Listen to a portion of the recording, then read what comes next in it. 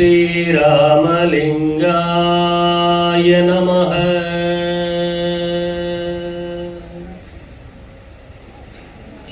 அருட்பெருஞ்சோதி அருட்பெருஞ்சோதி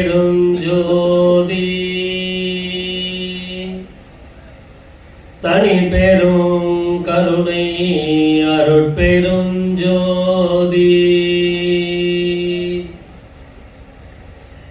திரு அருட்பிரகாச வள்ளற் பெருமான் திவ்ய திருவடிகளே சரணம்.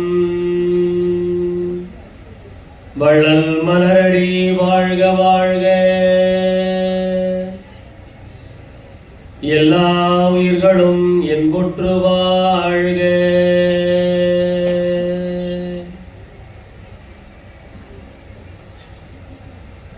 அனைவருக்கும் இனிய பகல் வணக்கம். 12 மணி தான் ஆகுது. பசி எடுத்திருக்காதுன்னு நினைக்கிறேன். ஏன்னா வடலூர்ல அந்த பசி அப்படிங்கிறது இருப்பதற்கு வாய்ப்பு இல்லை. ஏன்னா செல்லும் இடமெல்லாம் சோறு.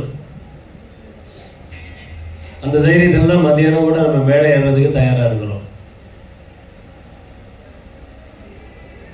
ரொம்ப காலம் கழிச்சு கொஞ்சம் வெயில் அடிக்குது. கரெக்டுங்களா?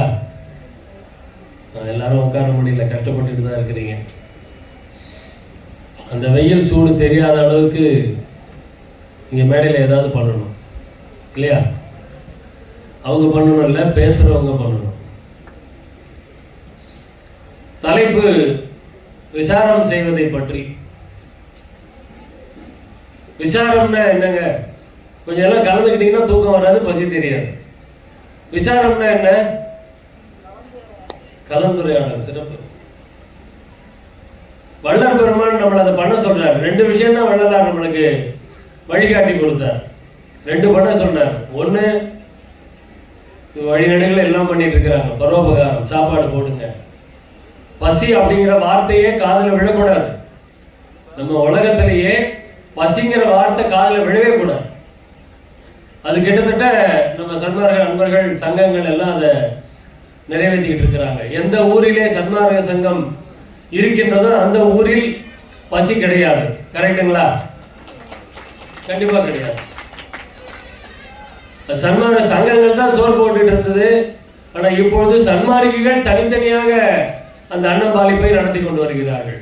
அதுக்கு ஒரு சங்கம் இருக்கணும்ன்ற அவசியமே இல்லை அப்படிங்கிறார்கள்.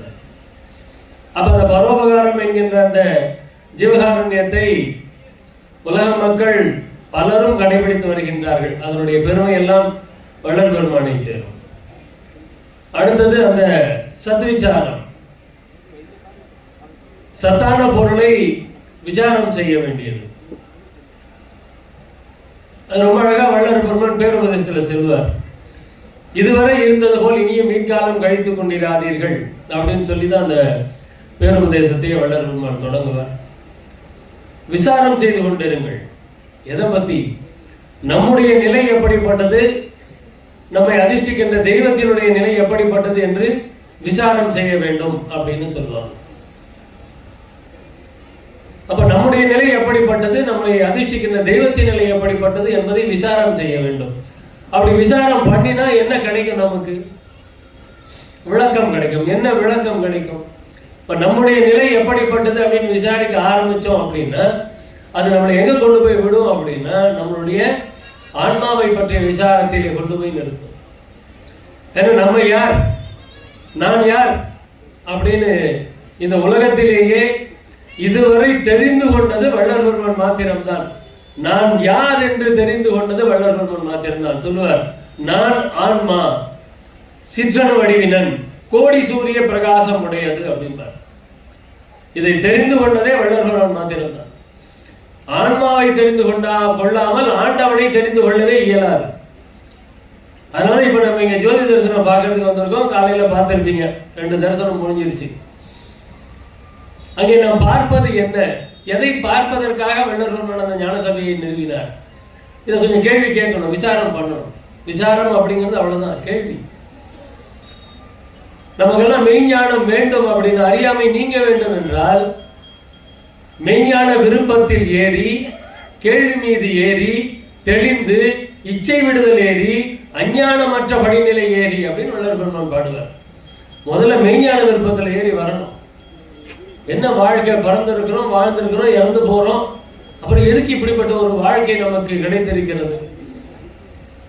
எத்தனை பிறவிகள், திரும்ப திரும்ப இதே தானா ரொட்டீனா, பிறக்கிறது, வாழறது, இறக்கிறது, மறுபடியும் பிறக்கிறது, வாழறது, இறக்குறது, அப்புறம் என்னத்துக்கு இது இல்லையா? அப்ப என்ன காரணத்திற்காக நம்மை பிறக்க வைத்திருக்கிறார்கள்? இந்த மனித தேகத்தை நாம் எதற்காக எடுத்திருக்கிறோம் அப்படிங்கிற கேள்வி வரணும். அந்த கேள்வி வந்ததுன்னா, இந்த மாதிரி ஐயா வந்து பேசிட்டு போறாங்க, குப்புசாமி ஐயா பேசிட்டு போறாங்க. ஸோ அவங்க பேசிட்டு போறாங்க அப்படின்னா அதுல இருந்து நமக்கு விளக்கம் கிடைக்கும். எதனால நம்ம பிறந்தோம் அந்த விளக்கத்தை அவர்கள் தருகின்றார்கள். அப்ப அந்த விளக்கம் தான் நம்மளுக்கு ஞானத்தை கொடுக்கக்கூடியது. மெய்ஞான விருப்பத்தில் ஏறி கேள்வி மீது ஏறி தெளிந்து தெளிவு வரணும் அப்படின்னா, இப்ப ஐயா வந்து ஒரு புத்தகத்தை இங்க சொல்லிட்டு போயிருக்காங்க, படிச்சா தெளிவு வரும் இல்லைங்களா? அப்ப தெளிவு வரணும். தெளிவு வராததுனால தான் நம்மளாம் இறந்து போய்கிட்டே இருக்கிறோம். தெளிவு வந்துருச்சு அப்படின்னா இறக்க மாட்டோம். இப்போ புலால் உண்ணக்கூடாது அப்படிங்கிற தெளிவு வந்தது அப்படின்னா அந்த பக்கம் திரும்புவோமா? ஜீவகாருண்யம், கருணை, அன்பு, இரக்கம், தயவு. புலால் உண்ணாதீங்கன்னு யாரையுமே சொல்லவே வேண்டாங்க, சாப்பிட சொல்லவே வேண்டாம். என்ன சொல்லணும்? கருணையா இருங்க, அன்போட இருங்க அப்படின்னு அன்பை சொல்லி கொடுத்தோம்னா புலால் அவங்க விட்டுருவாங்க. நம்ம அன்பை சொல்லி கொடுக்கறத நிறுத்திட்டு வேற எதையும் சொல்லி கொடுத்துட்டு இருக்கோம். தயவை சொல்லிக் கொடுக்கணும், கருணையை சொல்லிக் கொடுக்கணும். அதை சொல்லிக் கொடுத்தா ஆட்டோமேட்டிக்கா அவங்க அந்த புலால் உணவுல இருந்து வெளியே வந்துடுவாங்க. உயிர் கொலை அப்படிங்கிறது அவங்க எண்ணத்திலே உதிக்காது. அந்த அன்பை சொல்லிக் கொடுக்க வேண்டும். வள்ளல் பெருமான் தான் நமக்கு சொல்லிக் கொடுக்கிறார் இல்லைங்களா? அப்ப அந்த விசாரம் எதை பற்றி விசாரிக்க வேண்டும்? அதுதான் எங்க பிரச்சனை. எதை பத்தி விசாரிக்கணும்? எதை பத்தியா விசாரிக்கிறது? ஆன்மா. நம்மளுடைய வாழ்க்கையை பத்தி நம்ம கொஞ்சம் சிந்திச்சு பார்த்திருக்கிறோமா? சொல்லுங்க, நம்ம எப்படி வாழ்ந்துட்டு இருக்கிறோம்? நம்முடைய வாழ்க்கை எப்படிப்பட்ட ஒரு வாழ்க்கை? ஒரு குரங்கை வைங்க, அந்த குரங்கு முன்னாடி ஒரு கத்த பணத்தை வைங்க, ஒரு 1 லட்சம் ரூபாய் வைங்க, பக்கத்துல வந்து ஒரு தாறு வாழைப்பழத்தை வைங்க. குரங்கு என்ன பண்ணுங்க? எதை எடுக்கும்? வாழைப்பழத்தை தான் எடுக்கும். ஏன்னா அந்த பணத்துல இருந்து நிறைய வாழைப்பழத்தை வாங்க முடியும் அந்த குரங்குக்கு தெரியல. தெரிஞ்சா என்ன பண்ணிருக்கோம்? ஆனா அதுக்கு தெரியாது. இப்ப நம்ம மனுஷனா பிறந்திருக்கிறோம், நம்ம முன்னாடி பணமும் இருக்குது, வாழைப்பழமும் இருக்குது. நாம என்ன பண்ணுவோம்? ரெண்டுத்தையும் எடுத்துப்போம். உண்டா இல்லையா? நம்ம ரெண்டுத்தையும் எடுத்துப்போம். அதுதான் நம்மளுடைய வாழ்க்கை. அதுவாது பரவாயில்ல, இந்த தெரியாம இருக்கிறது எவ்வளவு நல்லது, தேவலாங்கிறேன். சன்மார்க்கம் தெரியாம இருந்ததுன்னா மகிழ்ச்சியா வாழ்ந்துட்டு போயிடலாங்க ஐயா. இது யாராவது ஒத்துக்கிறீங்களா? சன்மார்க்கம் தெரிஞ்சா மகிழ்ச்சி போயிடுச்சு. ஏன்? எவ்வளவு கண்டிஷன் போடுறாருங்க வள்ளலார். காலையில நிம்மதியா ஒரு 7 மணி வரைக்கும் தூங்க முடியுதா? சொல்லுங்க. நம்ம பசங்களுக்கு தெரியும், நாகர்கோயில இருந்து வந்திருக்கிறாங்க, சிவா சௌந்தர்யா. 5 மணிக்கெல்லாம் எழுப்பி விடணும், ஏந்திரி அகவல் படிக்கணும். அட நிம்மதியா ஒரு நாளாவது. ஞாயிற்றுக்கிழமை நிம்மதியா தூங்க முடியுதா? இல்ல, ஞாயிற்றுக்கிழமை தான் இந்த மூப்பா பாப்பா வந்து ஜூம் மீட்டிங் 4:30 மணிக்கு வைப்பான். அப்ப என்ன பண்றது? அப்ப நிம்மதி போச்சு. சரி, நல்லா ஏதாவது சாப்பிடலாம். ஐயா உருளைக்கிழங்கு ரொம்ப பிடிக்கும் எல்லாருக்கும், சாப்பிடலாம் அப்படின்னா வள்ளலார் சொல்றாரு, கிழங்கு வகைகள் உண்ணாதிருத்தல் வேண்டும். சொல்லுங்க. அப்ப சன்மார்க்கத்துக்கு வந்தா சங்கடம் தானே? ஆமாவா இல்லையா? ஆமான்னு சொல்றதுக்கு தயக்கமா இருக்கு. சன்மார்க்கத்துல அரங்கத்துல வந்து உட்கார்ந்துட்டு சன்மார்க்க சங்கடம் எப்படியா சொல்றது? சன்மார்க்கம் சங்கடம். ஆனா அந்த சங்கடத்தை ஏற்றுக்கொண்டாம் என்றால் என்ன கிடைக்கும்? சந்தோஷம் கிடைக்கும். நம்ம அந்த சங்கடத்தை ஏற்றுக்கொள்வதில்லை, அதனால சந்தோஷமா இருக்கிறோம் நினைச்சுக்கிட்டு சங்கடத்தை வரவழைத்துக் கொண்டிருக்கின்றோம். இதுதான் இன்னைக்கு நம்ம விசாரம் பண்ணுவோம் இல்லையா? வள்ளல் பெருமான் இந்த நித்திய கர்ம விதி அப்படின்னு ஒரு நூல் கொடுத்திருக்கிறாரு. அந்த நூல் எடுத்து பார்த்தீங்க அப்படின்னா எத்தனை மணி நேரம் தூங்கினா நல்லது ஐயா? ஐயா ஐயா சொன்னது விடுங்க, மற்றபடி என்ன சொல்றாங்க? 7 மணி நேரம் நார்மலா இருக்கணும், ஒரு 6 மணி நேரமாவது தூங்கணும். ஆனா வள்ளலார் அதிகபட்சமா 4 மணி நேரம் தூங்கலாம்னாரு. அதிகபட்சம் அவ்வளவுதான் அவர் நம்மளுக்கு கொடுக்குறாரு, 4 மணி நேரம் தூங்கும்.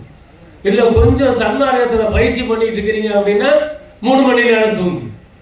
தீவிரமா இருக்கிறீங்க அப்படின்னா 1 மணி நேரம் தூங்கு. சன்மார்க்கியா இருக்கிறீங்கன்னா தூங்கவே தூங்காத. என்னையா பண்றது?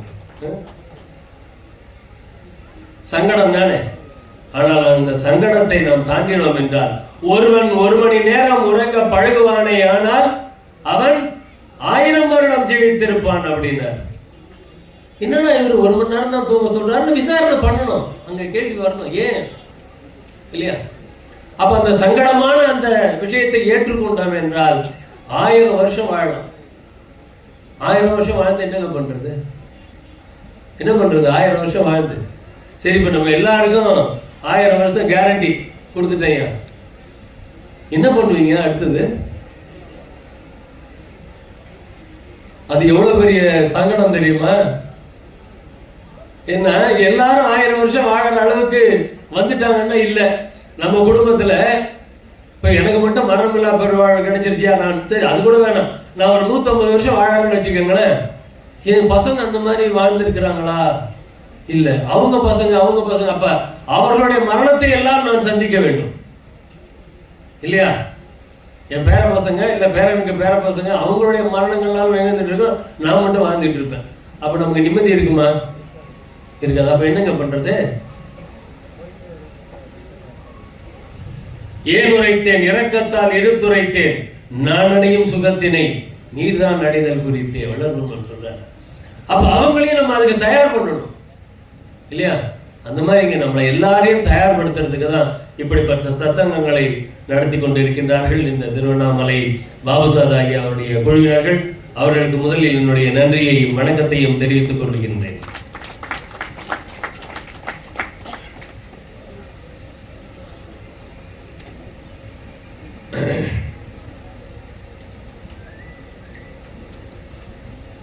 விசாரம், ஆத்ம விசாரம், தன்னை அறிதல், வேற ஒண்ணும் இல்லை. நான் யாருன்னு தெரிஞ்சுக்கணுங்க, அவ்வளவுதான்.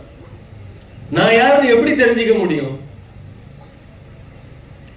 வள்ளல் பெருமான் பாடுறார், தன்னை அறிந்த இன்பம் முறை வெண்ணிலாவே ஒரு தந்திரம் நீ சொல்ல வேண்டும் வெண்ணிலாவே. அந்த தந்திரத்தை அப்புறமா சொல்லி இருக்கிறார். வர நான் திருமூலர் சொல்லுவார், தன்னை அறிய தனக்கு ஒரு கேடில்லை, தன்னை அறியாமல் தானே கெடுகின்றான், தன்னை அறியும் அறிவை அறிந்தபின் தன்னையே அர்ச்சிக்க தான் இருந்தானே. தன்னை அறிஞ்சிட்டோம் அப்படின்னா ஒன்றும் மனமது செம்மையானால் எல்லாரும் தெரியும், சத்தமா தான் சொல்லுங்க, மந்திரம் ஜபிக்க வேண்டாம். மனமது செம்மையானால் மந்திரம் ஜபிக்க வேண்டாம். ஐயா சொல்றார், பதிபூஜை முதலிய நற்கிரியால் மனம் என்னும் பசுகரணம் அசுத்த பாவனையர சுத்த பாவனையில் நிற்கும். மனம் சுத்த பாவனையில நிற்கணும்னா அந்த பதி பூஜையெல்லாம் செய்யணுங்கிற. மனசு சுத்தமா இருக்கணும். மனம் அது செம்மையானால் அப்புறமா அதெல்லாம் தேவையில்லை, மந்திரம் ஜபிக்க வேண்டாம்.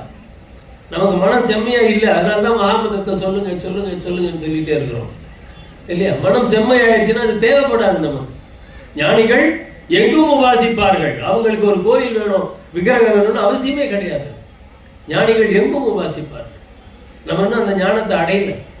அப்ப என்ன பண்றது? இங்க இருந்து தான் போயாகும் இல்லையா? தன்னை அறிய தனக்கு ஒரு கேடில்லை, தன்னை அறியாமல் தானே கெடுகின்றான், தன்னை அறியும் அறிவை அறிந்த பின் தன்னையே அர்ச்சிக்க தான் இருந்தான். நான் யாருன்னு எனக்கு தெரிஞ்சிருச்சு அப்படின்னா, நான் யாருன்னு எனக்கு தெரிஞ்சிருச்சுன்னா என்ன அர்த்தம்? உடனே நீதான் மூப்பா பாப்பா உனக்கு தெரியாதா அப்படின்னு தானே சொல்லுவீங்க. நான் யாரு அப்படின்னா என்னுடைய ஆன்மா. நான் ஆன்மா, சிற்றனு வடிவினன். அது எனக்கு தெரியுதா? தெரியல, இன்னும் கூட தெரியல. யாராவது என்ன கேட்டா நான் நீங்க யாருங்க அப்படின்னா நான் மூப்பா பாபு சென்னையில இருந்து வரேன் தான் நான் இன்னும் சொல்லிட்டு இருக்கிறேன். அப்ப இன்னும் நான் தெரிந்து கொள்ளவில்லை.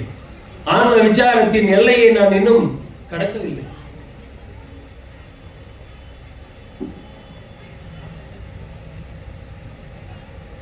நான் என்ன பொருள் தன்னை தானே அன்றி மோன மந்திர சாரம் உண்டதில் தெரிவாயே. என்னையே நான் அறிய இருவினையும் ஈடழித்து தன்னை அறிய தலம் எனக்கு சொன்னாண்டி. பட்டினத்தார் பாடுறார், என்னையே நான் அறிய இருவினையும் ஈடழித்து தன்னை அறிய தலம் எனக்கு சொன்னான். தன்னை அறியக்கூடிய தலத்தை சொல்லுகின்றான், வழியை சொல்லுகின்றான், மார்க்கத்தை சொல்லுகின்றான். அவர்களுக்கு கிடைத்த அந்த ஞானத்தை எடுத்து சொல்லுகின்றார்கள். தன்னை அறிந்து ஒழுகுவோர் தன்னை மறைப்பார், தன்னை அறியாதவரே தன்னை காட்டுவார். பாம்பாட்டி சித்தர் சொன்னார். தன்னை அறிந்து ஒழுகுவோர் தன்னை மறைப்பார். அவங்க விளம்பரப்படுத்திக்க மாட்டாங்க. தன்னை அறிந்தவர் யாரும் தன்னை விளம்பரப்படுத்திக் கொள்ள மாட்டார்கள். தன்னை அறியாதவரே தன்னை காட்டுவார். ஒரு பெரிய பேனர் அங்க போட்டு நான் தான் இதை பண்றேன், நான் தான் இன்னைக்கு பேச போறேன் அப்படின்னு பெரிய பேனரை போட்டு கொண்டு வந்து கொடுக்குறேன் அப்படின்னா அங்க என்ன பொருள்? தன்னை அறியாமல். என்னை நான் அறிந்தால் அடக்கமா ஒரு இடத்துல உட்காந்துருவேன். வள்ளல் பெருமான் சென்னையில இருந்து அப்படி இப்படி எல்லாம் வந்து கடைசியில் இங்க மேட்டுக்குப்பத்தில் உட்கார்றாரு. மேட்டுக்குப்பத்துல இருந்து அவர் வெளியில எங்கேயாவது போனாரா பாத்தீங்களா? கருமையில் இருக்கும்போது கூட நிறைய இடங்களுக்கெல்லாம் போயிட்டு வருவார். மேட்டுக்குப்பத்துக்கு வந்ததுக்கு அப்புறமா அவர் எங்கேயும் போனது கிடையாது. அப்படியே எங்கேயாவது போறாரா அப்படின்னா ஜீவகாருண்ய நிமித்தம் அவர் சஞ்சரிக்கிறார், அவர் கால் எடுத்து வெளியில வைக்கிறார் அப்படின்னா அங்கே ஒரு ஜீவகாருண்ய நிமித்தம். அந்த மாதிரி நிறைய நம்ம வரலாற்று சிறப்புகள் வள்ளலார் இடத்துல பார்க்க முடியும்.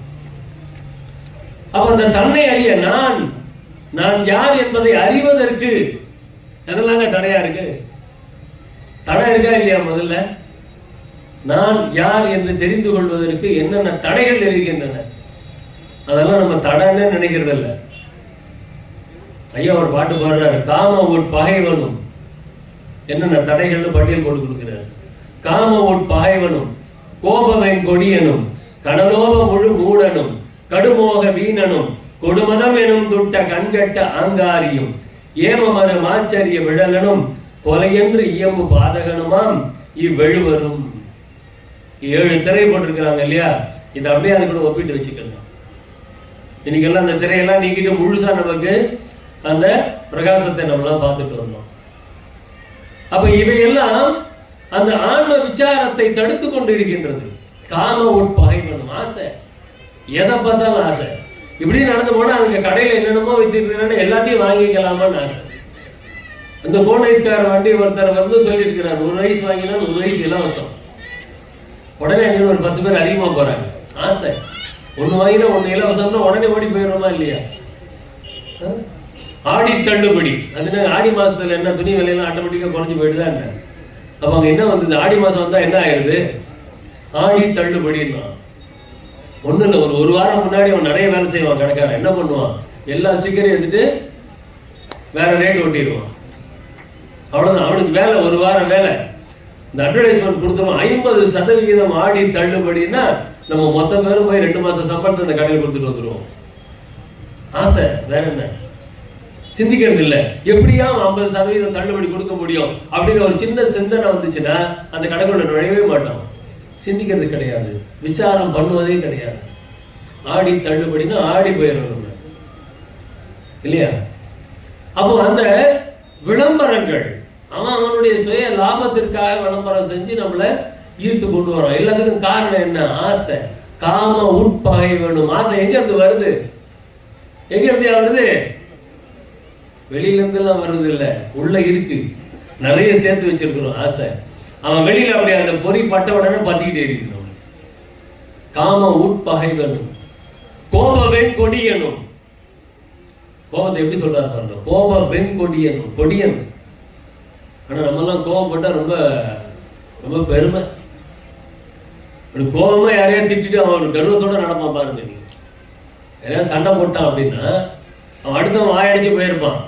அவன் வந்து இந்த நாய் கூட யாரா சண்டை போறதுன்னு அமைதியா போயிருப்பான். இவன் என்ன நினைச்சுப்பான், பாத்தியா அவன் பார் ஒன்றும் பேச முடியாம போயிட்டான் பார் அப்படின்ற அப்படி ஒரு மெதப்பில் அப்படி நடந்து போவார்.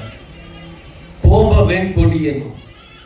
இந்த கோபத்தை வள்ளலார் 2ஆ சொல்லுவார், சினம் உள்வேக்காடு அப்படின்னா. ரெண்டுமே, ஒன்று ஆயுளை நஷ்டப்படுத்தும், ஒன்று தேகத்தை நஷ்டப்படுத்தும். அப்படியே மீசெல்லாம் துண்டிக்கும், கண்ணெல்லாம் சவந்துடும், அவனால பேசக்கூட முடியாது, உடம்பெல்லாம் உதறும். ஆனாலும் அப்படி பேசுறது. இன்னொன்று உள்ளுக்குள்ளேயே வச்சுக்கிட்டு அப்படியே வெறுப்பி போகிறது, அப்படியே பார்த்தாலே பத்திட்டு வரும்.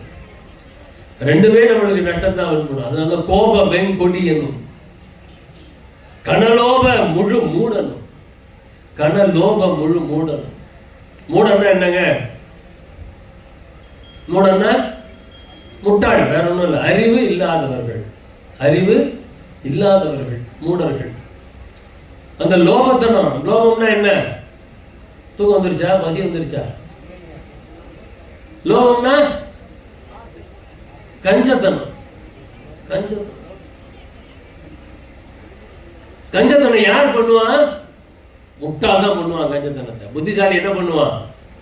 கொடுத்தது தான். மகிழ்ச்சி எங்கெங்க இருக்கு? கொடுப்பதில் தான் மகிழ்ச்சி, இல்லையா? அப்ப அந்த கொடுக்கிற மகிழ்ச்சி தெரியாம அப்படியே கஞ்சத்தனமா வச்சிட்டு இருக்கிறவனுக்கு பேர் என்ன? அவன் தான் முட்டாள். புத்திசாலித்தனத்துக்கும் அறிவுக்கும் வித்தியாசம் இருக்கு. நம்ம எல்லாரும் படிக்க வைக்கிறோம்ல, ஸ்கூல்ல பிள்ளைங்களெல்லாம் படிக்க வைக்கிறோம். எதுக்கு படிக்க வைக்கிறோம்? புத்திசாலி ஆகிறதுக்காக படிக்க வைக்கிறதே கிடையாது. ஸ்கூல்ல படிச்சு ஃபர்ஸ்ட் மார்க் வாங்குறதெல்லாம் அது உண்மையான அதெல்லாம் எதுக்கு? பணம் சம்பாதிப்பதற்கான கல்வி, வேற ஒண்ணுமே கிடையாது. புத்திசாலித்தனத்துக்கான கல்வி எங்க இருந்து வருது? இது மாதிரி இடங்கள்ல இருந்து வரும். எது புத்திசாலித்தனம்? கண்டதெல்லாம் அனித்தியமே, கேட்டதெல்லாம் பழுதே, கற்றதெல்லாம் பொய்யே, கழித்ததெல்லாம் வீணே, உண்டதெல்லாம் மலமே, உட்கொண்டதெல்லாம் குறையே, இதுவரையில் உண்மை அறிந்தினரே. வள்ளுவர் பாருங்க, இதை தெரிந்து கொண்டவன் புத்திசாலி, இதை தெரிந்து கொண்டவன் புத்திசாலி. இதை தெரிஞ்சுக்காம பிஹெச்டி வாங்கிட்டு இருக்கிறேன் அப்படின்றவெல்லாம் முட்டாள், இல்லையா? அப்ப அந்த புத்திசாலித்தனத்துக்கு என்ன அப்படின்னு நம்ம தெரிஞ்சுக்கணும். புத்திசாலித்தனம் அப்படிங்கிறது வேற. இங்க நம்ம எல்லாம் சன்மார்க்கெல்லாம் புத்திசாலியா இருக்கணும். எப்படி? இந்த தேகத்தை பெற்ற நாம் இந்த தேகத்தை கோட்டை விடக்கூடாது, தேகத்தை பொன்போல பாதுகாக்க வேண்டும் வள்ளலார் சொல்றாரு. அதுக்குண்டான வழிமுறைகள் அங்கே ஸ்டால் வச்சிருப்பாங்க, அங்கே நிறைய பொடிகள் வகையெல்லாம் வச்சிருப்பாங்க. நமக்கு தெரிஞ்ச பொடியெல்லாம் நம்ம பருப்பு பொடி இருக்குதா சாப்பிட்றதுக்கு, அந்த மாதிரி பொடி தான் வாங்கி வாங்கி சாப்பிடுவோம். இங்கே இருக்கிற பொடி தேகத்தை அழியாமல் காப்பாற்றுறதுக்கு உண்டான பொடி, இல்லைங்களா? இந்த பொடியெல்லாம் போங்களேன், கங்கா ஸ்வீட்ஸில் போய் கேளுங்களேன் கிடைக்குதான்னு, இல்லை நந்தினி ஸ்வீட்ஸில் கேளுங்களேன், அர்ச்சனாவில் கிடைக்குதா பாருங்க. அங்கெல்லாம் இது கிடைக்காது. அங்கே கிடைக்கிறதுலாம் என்ன? நம்மளை மரண குழியில் அழுத்துகின்ற பொடிகள்.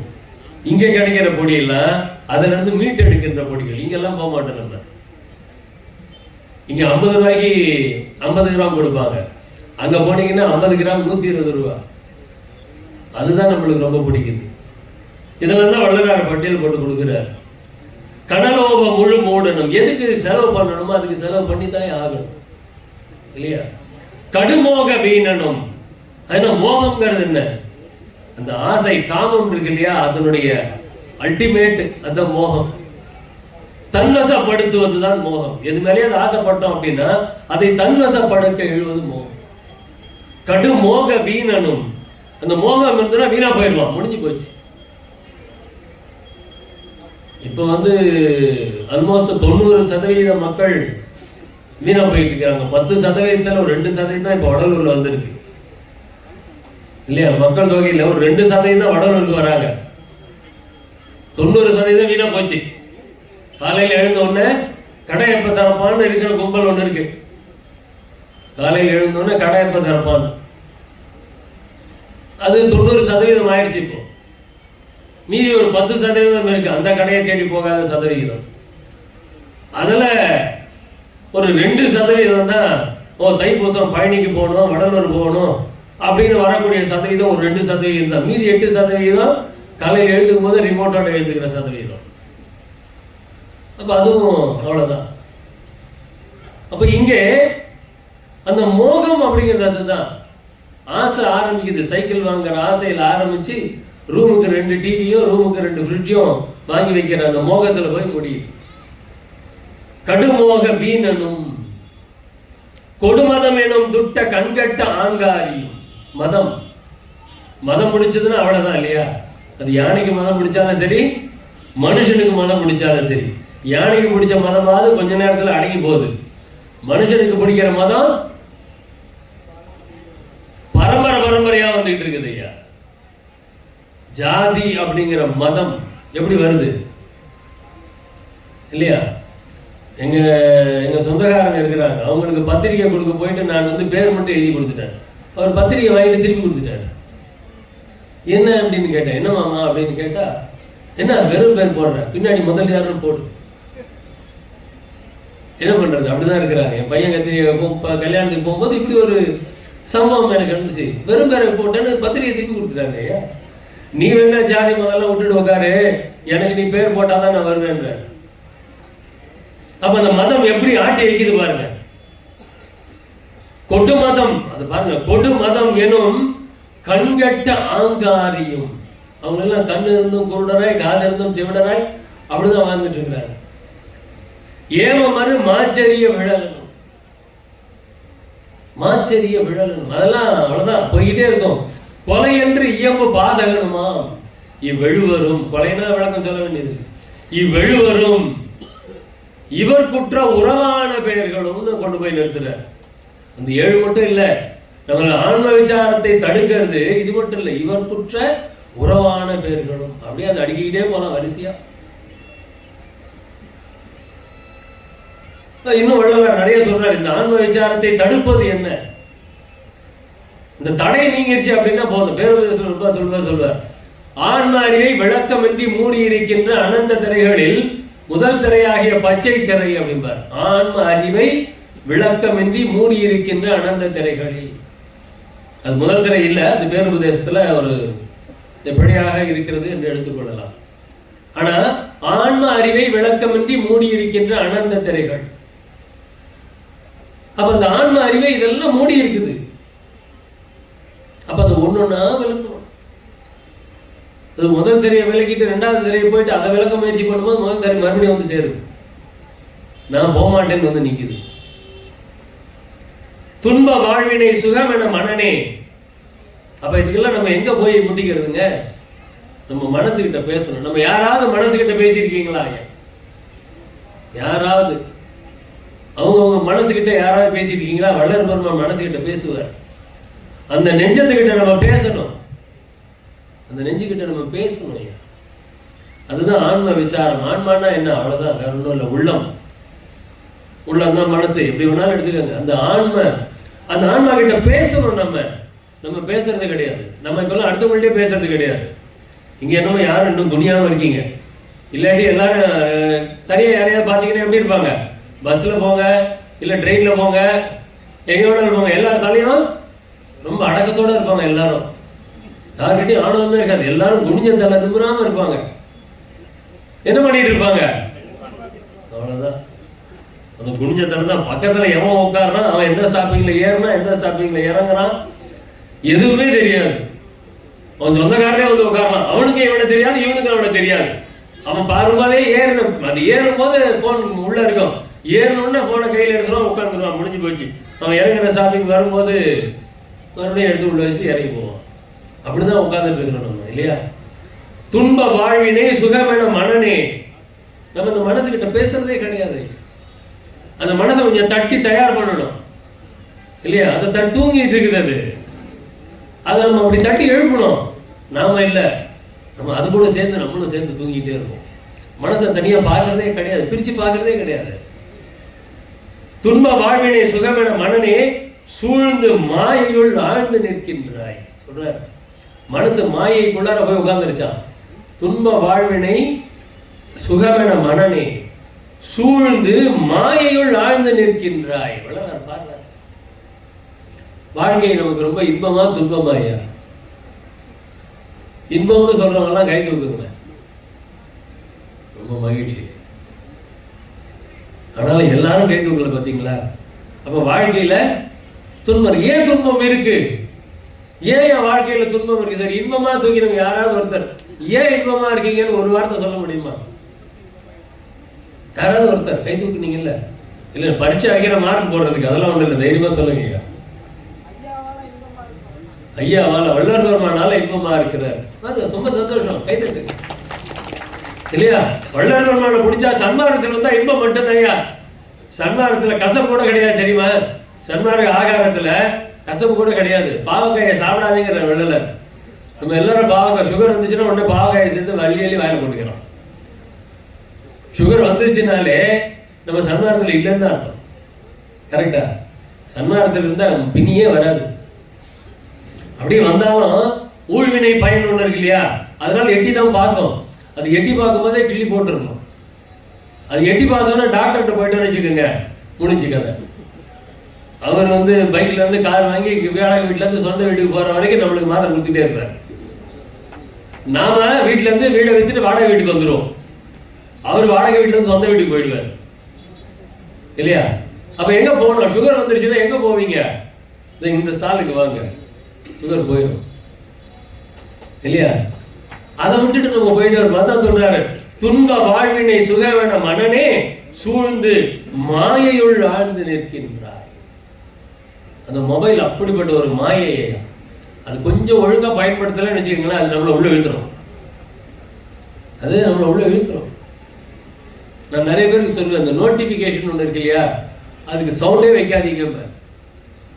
நீங்க எப்ப பார்க்கணும்னு நினைக்கிறீங்களோ அப்ப எடுத்து பாருங்க எல்லாத்தையும். அது இல்லாட்டி என்ன பண்ணும், நொடிக்கு 100 நோட்டிபிகேஷன் சத்தம் வந்துகிட்டே இருக்கும். அது நம்மளை டிஸ்ட்ராக்ட் பண்ணிக்கிட்டே இருக்கும். அது நோட்டிபிகேஷன் சவுண்ட் வைக்காதீங்க அப்படின்னு என்னை சேர்ந்தவங்கள்ட்ட சொல்லிட்டே இருப்பேன். எப்போ அப்படி இல்லை அப்போ யாராவது மெசேஜ் அனுப்பிச்சா எப்படி பார்க்கறது? அப்படியே நம்ம கோடியா பிசினஸ் பண்ணிட்டு உட்காந்துட்டு இருக்கிறோம். அப்படி ஒரு மெசேஜ் நமக்கு அப்படியே கோடி நஷ்டமாயிட போதா, அட 1/2 மணி நேரம் கழிச்சு பாருங்க அப்படி ஒன்றும் குடி மொழி போயிட்டாரு இல்லையா. துன்ப வாழ்வினை சுகமென மனனே சூழ்ந்து மாயையுள் ஆழ்ந்து நிற்கின்றார்.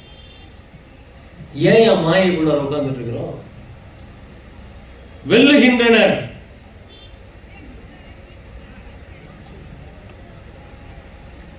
வெல்லுகின்றனர் வினைப்புல வேடர் மெலிகின்றேன். வெல்லுகின்றனர் வினைப்புல வேடர்கள் நமக்குள்ளார இருக்கிறாங்க தெரியுமா? ஐம்புல வேடர் ஐயா அடுத்த பாட்டில் கொடுக்கிறார். கடும்புல வேடர்கள் ஓர் ஐவர், இந்திரிய கள்வர் ஐவர், கொடுங்கரண துட்டர் 4வர்கள், வன்மன கோளர் ஐவர், அடும்படை கோடி கொண்டுற்றோர் மற்றையன் யான் ஒருவன், இடும்படை யாதும் இல்லேன் வெல்வதெங்கன் இறையவனேன்னு. ஏன்னா அவங்க எல்லாம் கோடியா படையோட இருக்கிறாங்க. எப்படி? இந்திரிய கள்வர் ஐவர், கடும்புல வேடர்கள் ஓர் ஐவர், புலன்கள் 5 புலன்கள் ஐயா. அவங்கள வேடர்கள், வேட்டையாடுறவங்க, இன்னொன்னு வேடதாரிகள். கடும்புல வேடர்கள் ஓர் ஐவர், பார்த்தல் கேட்டல் நுகர்தல் ருசித்தல் எல்லாமே அந்த 5 புலன்கள். இந்திரிய கள்வர் ஐவர், இந்திரியங்களை கள்வர் அப்படிங்கிறார். நம்மளுக்கு இந்த இந்திரியங்கள் தானே வாழறதுக்கே உதவியா இருக்கு. ஆனா வள்ளலார் என்ன சொல்றாரு? இந்திரிய கள்வர் ஐவர். கள்வர்களா? கள்வர்னா என்ன? திருட்டு பசங்க. இந்த கண்ணு காது எல்லாம் திருட்டு ஜென்மங்க, திருட்டு பசங்க. அது எதற்காக படைக்கப்பட்டதோ அந்த வேலை பண்றது கிடையாது, அந்த வேலையை பண்றது கிடையாது. இப்படி நடந்து வந்துகிட்டே இருந்தா இந்த பக்கம் ஒரு நல்ல செய்தி, நம்ம குப்புசாமி ஐயா பேசிட்டு இருக்கிறாரு, காது கேட்குது. அந்த காது இந்த பக்கம் கேட்கும் போதே ஒரு கோன் வாங்கினா இன்னொரு கோன் இலவசம் அப்படின்னு அந்த பக்கம் இன்னொரு காதுல கேட்டு இது முழங்க வச்சிருக்கு. கள்வர். உடனே காது அந்த பக்கம் போகுது, கோன் ஐஸ்கிரீம் பக்கம் தான் போகுது, இந்த பக்கம் திரும்ப மாட்டேங்குது. இந்திரிய கள்வர் ஐவர், கொடுங்கரண துட்டர் 4வர்கள். கொடுங்கரண துட்டர் 4வர்கள். கரணங்கள் என்ன? மனபுத்தி சித்தம் அகங்காரம். அது எப்படி? துட்டர்கள். துட்டர்கள் என்ன பண்ணுவாங்க? துட்டனை கண்டா எங்க போய் நிக்கணும்? துட்டனை கண்டா தூரம் போகணும். ஆனா நம்ம என்ன பண்றோம்? அந்த 4வர்களும் துட்டர்கள் ஐயா. மனம் புத்தி சித்தம் அகங்காரம். நம்மள ஆன்ம அறிவை தேடுறதுக்கோ இல்லை அருளியலை நாடுறதுக்கோ நம்மளை விடவே விட. நமக்கு விரோதி வெளியில யாருமே கிடையாது. நமக்கு விரோதி எங்க இருக்கிறான்? நமக்குள்ளாரையே தான் நல்லா ஊட்டி வளர்த்துட்டு இருக்கிறோம். பாம்புக்கு பால் வார்த்தை அப்படின்னு சொல்லுவாங்க இல்லையா? அந்த மாதிரி நம்ம உள்ள அந்த துட்டர்கள், துஷ்ட பசங்க 4 பேரையும் வளர்த்துக்கிட்டே இருக்கு. கொடுங்கரண துட்டர் 4வர்கள், வன்மல கோளர் ஐவர். வன்மன கோளர், வன்மையானவர்கள். யாரு? மலம். என்னென்ன மலம்? ஆணவம், கண்மம், மாமாயை, மாயை, மாமாயை, திரோதாய். இந்த 5 மலங்கள். அது சொல்றாரு, வன்மல கோளர் ஐவர். இவங்க எல்லாம் எப்படி இருக்காங்களா? அடும்படை கோடி கொண்டுற்றார். அவங்களுடைய படபலம் ரொம்ப ஜாஸ்தி. அடும்படை கோடி கொண்டுற்றார் மற்ற ஏழையேன் யான் ஒருவன். என்கிட்ட எதுவுமே இல்லை, அப்ப யாரு நான் ஏழை. இடும்படை யாதும் இல்லேன், அதை எடுக்கிற அளவுக்கு எனக்கு படையே இல்லை. யாதும் இல்லேன் வெல்லதெங்கன் இறையவனே. இறைவன் முறையிடுறார், நான் எப்படியா ஜெயிக்க முடியும்? அவன் அப்படி ஒரு படபலத்தோட இருக்கிறான். உள்ள அவ்வளவு பேர் உள்ளதா இருக்கிறாங்க, அவ்வளவு பேர் உள்ளதா இருக்கிறாங்க. 5 புலன்கள், 5 இந்திரியங்கள், 4 கரணங்கள், மலங்கள் 5, அத்தனை பேர் அப்படி ஒன்னா சேர்ந்து நம்மளை ஆட்டி படைக்கிறாங்க. கொஞ்சம் அப்படி சன்மார்த்துக்குள்ள நுழையலாம். காலையில 4 மணிக்கு எழுந்துக்கலாம், கரிசாலை பண்ணலாம், வாழை நீக்கலாம், அந்த கரிசாலை 5 அந்த முக்கூட்டு சோறு குடிக்கலாம். காலையில டிஃபன் சாப்பிடாம மத்தியானம் 12 மணிக்கு சாப்பிடலாம். விட மாட்டேங்கிறாங்களே. அங்க வேர்க்கடலை சட்னி அரைக்கிறாங்கன்னா வாசனை அடிக்குது, நான் இன்னைக்கு மட்டும் காலையில சாப்பிட்டுறேன் அப்படின்னு சாப்பிடுறேன். பூரி வைக்கிறாங்க அப்படின்னா, என்னம்மா இன்னைக்கு பூரியா, தொட்டுக்கு என்ன, சன்னாதாங்க பண்றேன். பூரி சன்னாவா, சரி நான் நாளையில இருந்து விரதத்துக்கு போறேன், அவ்வளவுதான். ஏன்னா இது உள்ள இருக்கிறவங்க எல்லாம் யாரு, விரோத கூட்டம் ஐயா. அதை உள்ள வளர்த்துக்கிட்டு வரோம். இட்லியும் தோசையும் சோறும் சாம்பாரும் ரசமும் காயும் கீரையும் கூட்டம் பொரியலும் வடையும் பாயசத்தையும் கொடுத்து கொடுத்து வளர்த்துக்கிட்டு வரும். அதெல்லாம் என்ன பண்ணுது, நம்மளை வளர்த்து கொண்டு போய் குழியில தள்ளிடுது. வேற ஒண்ணுமே இல்லை, கடைசியில குழியில தள்ளிடுது. அதுக்குதான் வளர்த்துட்டு வரணும்.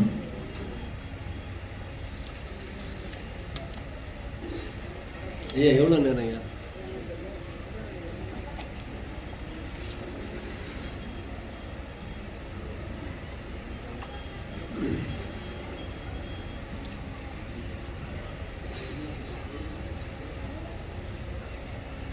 இன்னும் சப்ஜெக்டுக்கு வரல, அதுக்குள்ள பண்ணுங்களா பண்ணிக்கணும். விண்ணப்பங்கள் மேல ஒரு பாடல் எனக்கு ரொம்ப பிடித்த வரிகள். அது இறைவன் கேட்டா கேட்கிறாரு, அதாவது என்னுடைய நிலைமையை தெரிஞ்சு வள்ளலார் பாடி வைக்கிறாரு. சாலுலக வாதனை கொண்டோன் என்று இறைவன் நம்மளுக்கு எல்லாம் வரம் கொடுக்கறதுக்கு தயாரா இருக்கிறாரு ஐயா, வரம் கொடுக்கறதுக்கு தயாரா இருக்கிறாரு. ஆனா அதுக்கு சக்திகள் பல கோடி, சத்தர்கள் பல கோடி தடுக்கிறதுக்கு தயாரா இருக்கிறார். வல்லபெருமான் சொல்றாரு, சாலுலக வாதனை கொண்டோன் என்று மற்ற எவரானாலும் வந்து போதனை செய்தாலும் என்னை போக்கி விடுகிறேன். இவன் வேலைக்கு ஆக மாட்டான், சும்மா மேடையில சொற்பொழி தான் பண்ணிட்டு இருப்பான் அப்படின்னு யாராவது வந்து உங்ககிட்ட போதனை பண்ணாலும் என்னை விட்டுறாடப்பா. நான் இப்படிதான் வள்ளலார்கிட்ட வேண்டிக்கிறது. யாராவது இவன் மோசமானவன் சொன்னா கூட நீ கண்டுக்காத, நான் மோசமானவனா இருந்தா கூட பரவாயில்ல, நீ எனக்கு அருள் கொடுத்துருன்னு வேண்டிக்கிறது.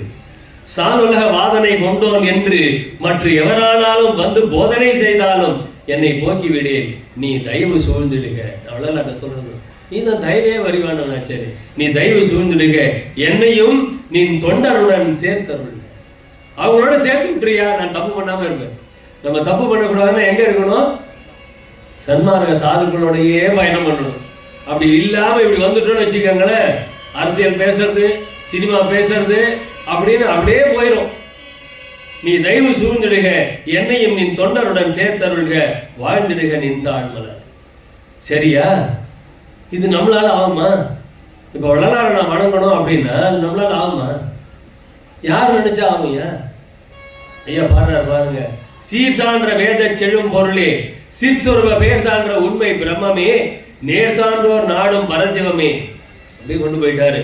நாயேனுக்கு அன்பு நின்பால் நீடும்படி நீ நிகழ்த்து. உண்மையில நான் அன்பு வைக்கணும்னா அதை நீதாயா செய்யணும். இறைவன் நினைக்காம நம்ம எங்களால வந்துட முடியுமா? வர முடியாது. நம்ம அவனை வணங்கணும்னா கூட அவன் தான் அதுக்கு வரம் கொடுக்கணும். அருளலாது அனுபவமா செய்திடாது.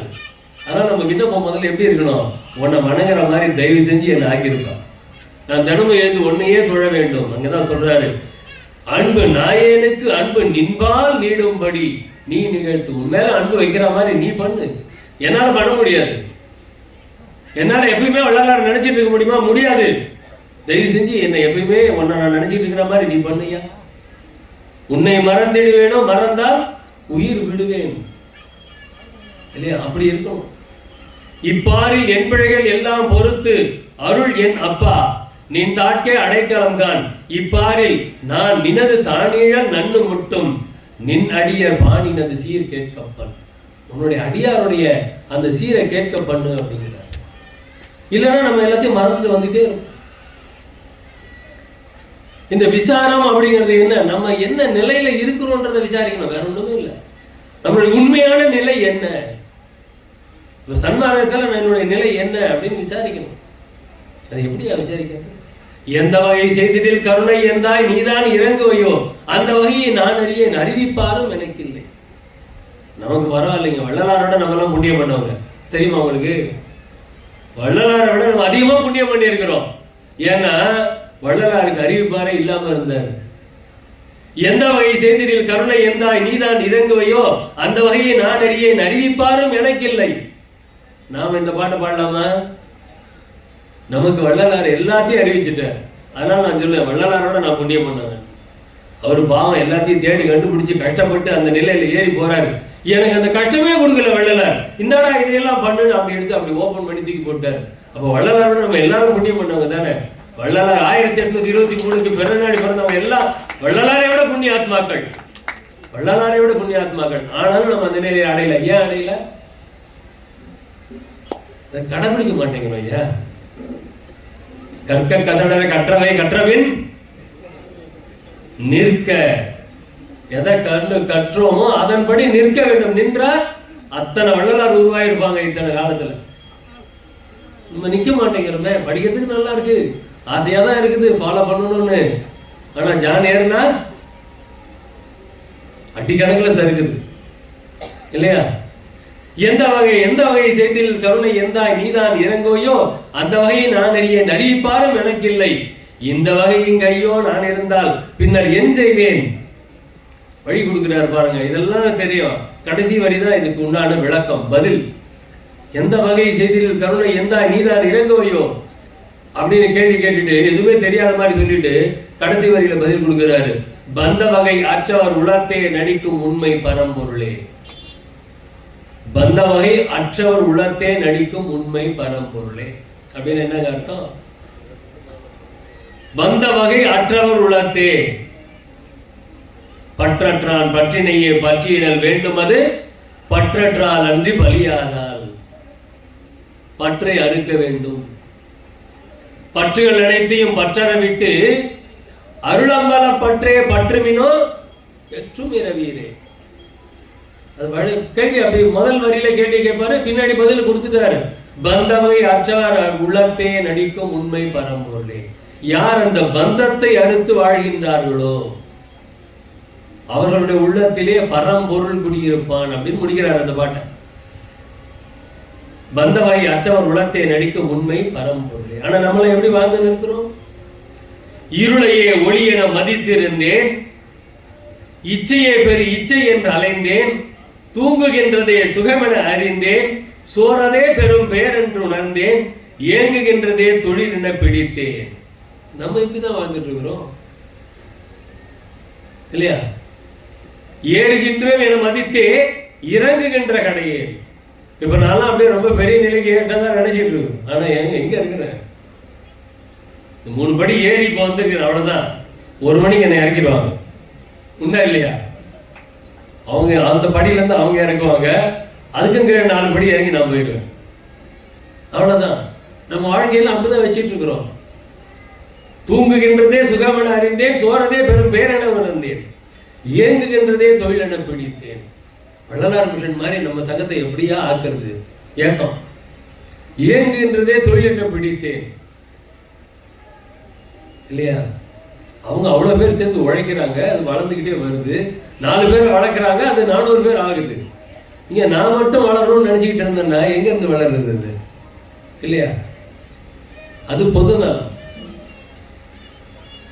தெரிந்த பெரியருக்கு அருள் புரிதல் சிறப்பு என்று உரைத்த தெய்வமறை, தெரிந்த பெரியருக்கு அருள் புரிவது சிறப்பு என்று அழைத்த தெய்வமறை, திரிந்த சிறியருக்கு அருள் புரிதல் சிறப்பில் சிறப்பு என்று உரைத்தனவே. நல்ல தமம் பண்ணி நல்ல சன்மார்த்தத்தில் இருக்கிறவங்களுக்கு தான் அருள் புரியணும் அப்படின்னு தெரிந்த அந்த மறைகள் ஆகமங்கள் ஆரணங்கள் எல்லாம் சொல்லி வச்சுது. அதேலாம் என்ன சொல்லுது அப்படின்னா, திரிந்த சிறியருக்கு என்ன மாடி திரிந்த சிறியருக்கு அருள் புரிதல் சிறப்பில் சிறப்பு என்று தெரிந்தன. புரிந்த அம்மறையை புகழ்றவனும் நீயே என்றால் புண்ணியனே. வள்ளல் பெருமான் யாருக்கெல்லாம் அருள் புரிவார் அப்படின்னா, யாரெல்லாம் டெய்லி காலையில் அகவல் படிக்கிறாங்களோ அவங்களுக்கு தான் அருள் புரிவார் அப்படின்னா விரல் விட்டு எண்ணிடலாம். யாரெல்லாம் இந்திரிய ஒழுக்கத்தை கடைபிடிக்கின்றார்களோ அவர்களைத்தான் வள்ளல்வர்மன் காப்பார் அப்படின்னா வள்ளலாருக்கு வேலையே இருக்காது.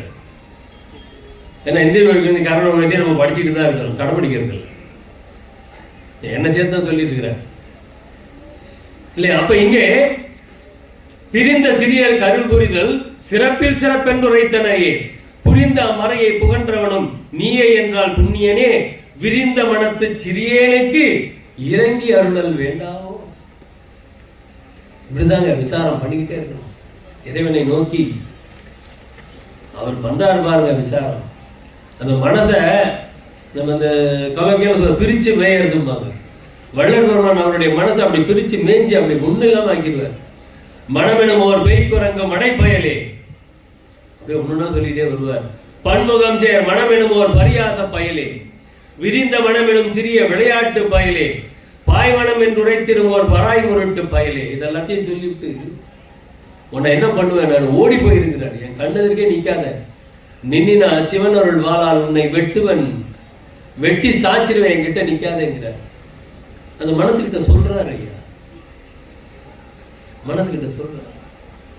நிறைய சொல்லுவார். அப்படி மயங்கு புத்தி என்னும் உலக வழக்காளி பயலே, இந்த புலன்கள் இந்திரியங்கள் கரணங்கள் மலங்கள் அப்படிலாம் சொன்ன ஒரு பாட்டு சொன்னோம் இல்லையா, அதை அப்படியே வருஷப்படுத்தி கொடுத்தார். மயங்கு புத்தி எனும் ஒரு பராய் முருட்டு பயலே, கலையறியா சித்தமெனும் கனமோச பயலே, அகங்காரம் என்னும் பொல்லா அடவாதி பயலே, மானினும் ஓர் ஜெகஜால சிறுக்கி இதுகள், மாயை எனும் பழுதிருட்டு சிறுக்கி. அப்படி அது எல்லாத்தையும் அதெல்லாம் பிரிச்சு பார்க்கணும். நம்ம அதெல்லாம் பார்க்கறதே கிடையாது. மாயைக்குள்ளாரே உட்காந்துருக்கும் போது கடலுக்குள்ளார இருக்கிற மீன் வந்து கேட்டுச்சான், தண்ணின்னா எப்படி இருக்கும் அப்படி, தண்ணின்னா எப்படி இருக்கும், எல்லாரும் தண்ணி தண்ணிங்கிறாங்களே அப்படின்னு. அதை தூக்கி கரையில் போட்டுச்சான் அவங்க அம்மா. அது துடின்னு துடிச்சு போச்சு. துடிச்சதுக்கப்புறம் கொண்டாந்து போட்டாங்க. ஆனால் தண்ணினா என்னன்னு தெரிஞ்சுக்கிட்டேன்னு, தண்ணினா என்னன்னு தெரிஞ்சுக்கிட்டேன். அந்த மாதிரி அப்படி தூக்கி வெளியே போட்டால் தான் நமக்கெல்லாம் தெளிவு வரும், இல்லாட்டி அது வரைக்கும் வராது இல்லையா? மாமாயி என்னும் பெரிய வஞ்சகி, கண்மம் எனும் பெருஞ்சிலுக்கு கடுங்கலக பயலே, எத்துணையும் காட்டாத ஆணவம் என்றிடுமோர் பெருமாயி என்னும் ஒரு பெண் பிள்ளை நீதான், பேசு திரோதாயி என்னும் பெண்மடவாய், தூக்கம் எனும் கடைப்பயலே, சோம்பேறி பயமெனும் ஓர் கொடும்பாவி பயலே, கோபமெனும் புலைப்பயலே, காம வலைப்பயலே, கொடுமோக கடைப்பயலே, குறும்பு மதப்பயலே, தாம உலோப பயலே, குறும்பு மதப்பயலே, தாப லோப பயலே, மார்ச்சரிய பயலே, பசி எனும் ஓர் பெரும்பாவி பயலே. அதுக்கு மட்டும் கொஞ்சம் அடமொழி ஜாஸ்தியா இருக்கும். பசி எனும் ஓர் பெரும்பாவி பயலே. கொஞ்ச நேரம் ஆச்சு, ஒரு 2 மணி வரைக்கும் நான் முடிக்கலன்னு வச்சுக்கோங்க, நான் எதிர்க்க சேர்ந்துகிட்ட தான் பேசிட்டு இருக்கணும். எல்லாருக்கும் பசி வந்துடும். பசி வந்தால் 10 பறந்து போகும். ஆனா வள்ளல் எத்தனை பறந்து போகும் சொல்றாரு தெரியுமா? 35 பறந்து போகிறார். ஏன்னா நம்ம உள்ளார 35 தத்துவங்கள் அந்த ஆகாரத்தை நம்பி இருக்கு. அந்த பசி வந்துன்னா 35 குறைஞ்சு போயிடும். பசி எனுமோர் பெரும்பாவி பயலே, துன்பெனுமோர் படுபாவி பயலே, ஆபத்தெனும் பொய் பயலே, பசி அவத்தை கடைப்பயலே, தடைப்பயலே, இடராம் வன்பயலே, மரணம் எனும் பெருந்திருட்டு மாபாவி பயலே. பசி எனுமோர் பெரும்பாவி பயலே, மரணம் எனும் பெருந்திருட்டு மாபாவி பயலே. அப்ப நம்ம இதெல்லாம் நம்மளுக்கு அப்படியே உட்கார்ந்துட்டு இருக்கிறோம். நம்ம அந்த மனசுகிட்ட கேட்கிறாரு வள்ளல் பெருமான். நம்ம என்னைக்காவது இப்ப இங்க வந்திருக்கிறோம் ஐயா, யாராவது மனசுகிட்ட பேசிட்டு வந்திருக்கிறோமா? நான் போறேன், அங்க இன்னைக்கு நிறைய நிகழ்வுகள் இருக்கு, கொஞ்சம் என் கூட வந்து என் கூடவே இரு அப்படின்னு யாராவது கூப்பிட்டுருக்குறோமா மனசை? இப்ப கூட நம்ம எல்லாரோட சிந்தனை இங்கதான் இருக்குதான்றது தெரியாது. கேரண்டி இருக்கா? சிந்தனை ஓடி போயிட்டு தானே வருது, அப்படியே போயிட்டு வரும். நான் கொஞ்சம் குரல் வசந்தோம்னா இங்க திரும்பி வரும் அந்த சிந்தனை. கரெக்டா இல்லையா? அப்ப நம்ம அதுகிட்ட பேசுறது கிடையாது. ஐயா சொல்றாரு, ஒக்க நெஞ்சமே ஒற்றியூர் படன்பக்க நாதனை பணிந்து வாழ்த்தினால் மிக்க காமத்தின் வெண்மை யாவையும் துக்கம் யாவையும் தூர ஓடுமே. மிக்க காமத்தின் வெண்மையால் வரும் துக்கம் யாவையும் தூர ஓடுமே. ஒற்றியூர் படம்பக்கநாதனை பார்க்க போகும்போது மனசுகிட்ட சொல்லிட்டு போறாரு, கூட்டிட்டு போறாரு மனசை. அங்க போனா ஆசையினால வரக்கூடிய விஷயங்கள் எல்லாம் ஓடி போயிட வந்து சேரு, என் கூட வந்து சேரு. மனசை முதல்ல கூப்பிடணும் ஐயா, வான்னு கூப்பிடணும். நம்ம பாட்டுக்கு நாம கிளம்பி வந்துருவோம். வீட்டில் ஒரு சண்டை, படலூருக்கு என்ன போக வேண்டி கிடக்குது, அந்த ஜோதியை உள்ள பார்க்க வேண்டியது தானே. எத்தனை பேர் குடும்பத்தில் இந்த பிரச்சனை இருக்குமோ தெரியல. அங்க வந்து புறத்துல காட்டுற ஜோதியை எதுக்கு நீங்க போறீங்க, அதை உள்ள தானே பார்க்கணும். எதுக்கு அந்த போய் அந்த 25 லட்சம் பேர்ல போய் முண்டி அடிச்சுக்கிட்டு அதை பார்த்துட்டு வரணும் என்ன அவசியம்? இதுல இப்ப 2 கிலோமீட்டர் முன்னாடி வேற நிறுத்திடுறோம், அங்கிருந்து இறங்கி நடந்து போகணும், இல்ல ஆட்டோவுக்கு ஒரு 200 ரூபாய் செலவு பண்ணணும். ரொம்ப தேவையா? உள்ள உட்காந்து வீட்டிலே உட்காந்து தியானம் பண்ணுங்க. உண்டா இல்லையா? உண்டு. நிறைய அதெல்லாம் போராடி தான் நிறைய பேர் வெளியே வராங்க. அப்ப அது மாதிரி வரக்கூடியதெல்லாம் அந்த மனசுக்கிட்ட பேசணும். அட அதையெல்லாம் தாண்டி இங்க வரமே இல்லையா? அதை தாண்டி வரும்போது நம்ம மனசு எப்படி இருக்கணும்? இங்க வந்துகிட்டே திரும்பி போனா என்ன தகராறு நடக்கும்னு யோசனை பண்ணி நீங்க உட்காந்துருந்தா எதுக்கு இங்க வரணும்? யோசனை பண்ணுங்க.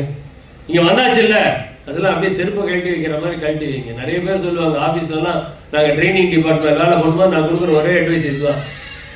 காலையில் வீட்டில் செருப்பை போட்டிங்கல்ல, ஷூவை போட்டு வந்துட்டீங்கல்ல, அந்த வீட்டெல்லாம் அப்படியே விட்டுட்டு வாங்க. சாயந்தரம் போகும்போது ஆஃபீஸ் டென்ஷனெல்லாம் வீட்டில் கொண்டு போகாதீங்க. அந்த ஷூவை கழட்டி வைக்கும்போது ஆஃபீஸ் டென்ஷனெல்லாம் கழட்டி வச்சுட்டு வீட்டுக்குள்ளே போங்க. ஏன் நீங்கள் கொஞ்சம் நான் யாரையாவது திட்டேன் அப்படின்னா வீட்டில் அன்றைக்கி வளர்ந்தா முடிஞ்சிச்சு. வீட்டில் அவன் திட்டு வாங்கிட்டு இருந்தானா ஆஃபீஸில் வந்தானா முடிஞ்சிருச்சு. இங்கே இருக்கிறது அங்கே எடுத்துகிட்டு போகிறது, அங்கே இருக்கிறது இங்கே எடுத்துகிட்டு வர்றது, இதே பிரச்சனை தான் நம்மளுக்கு.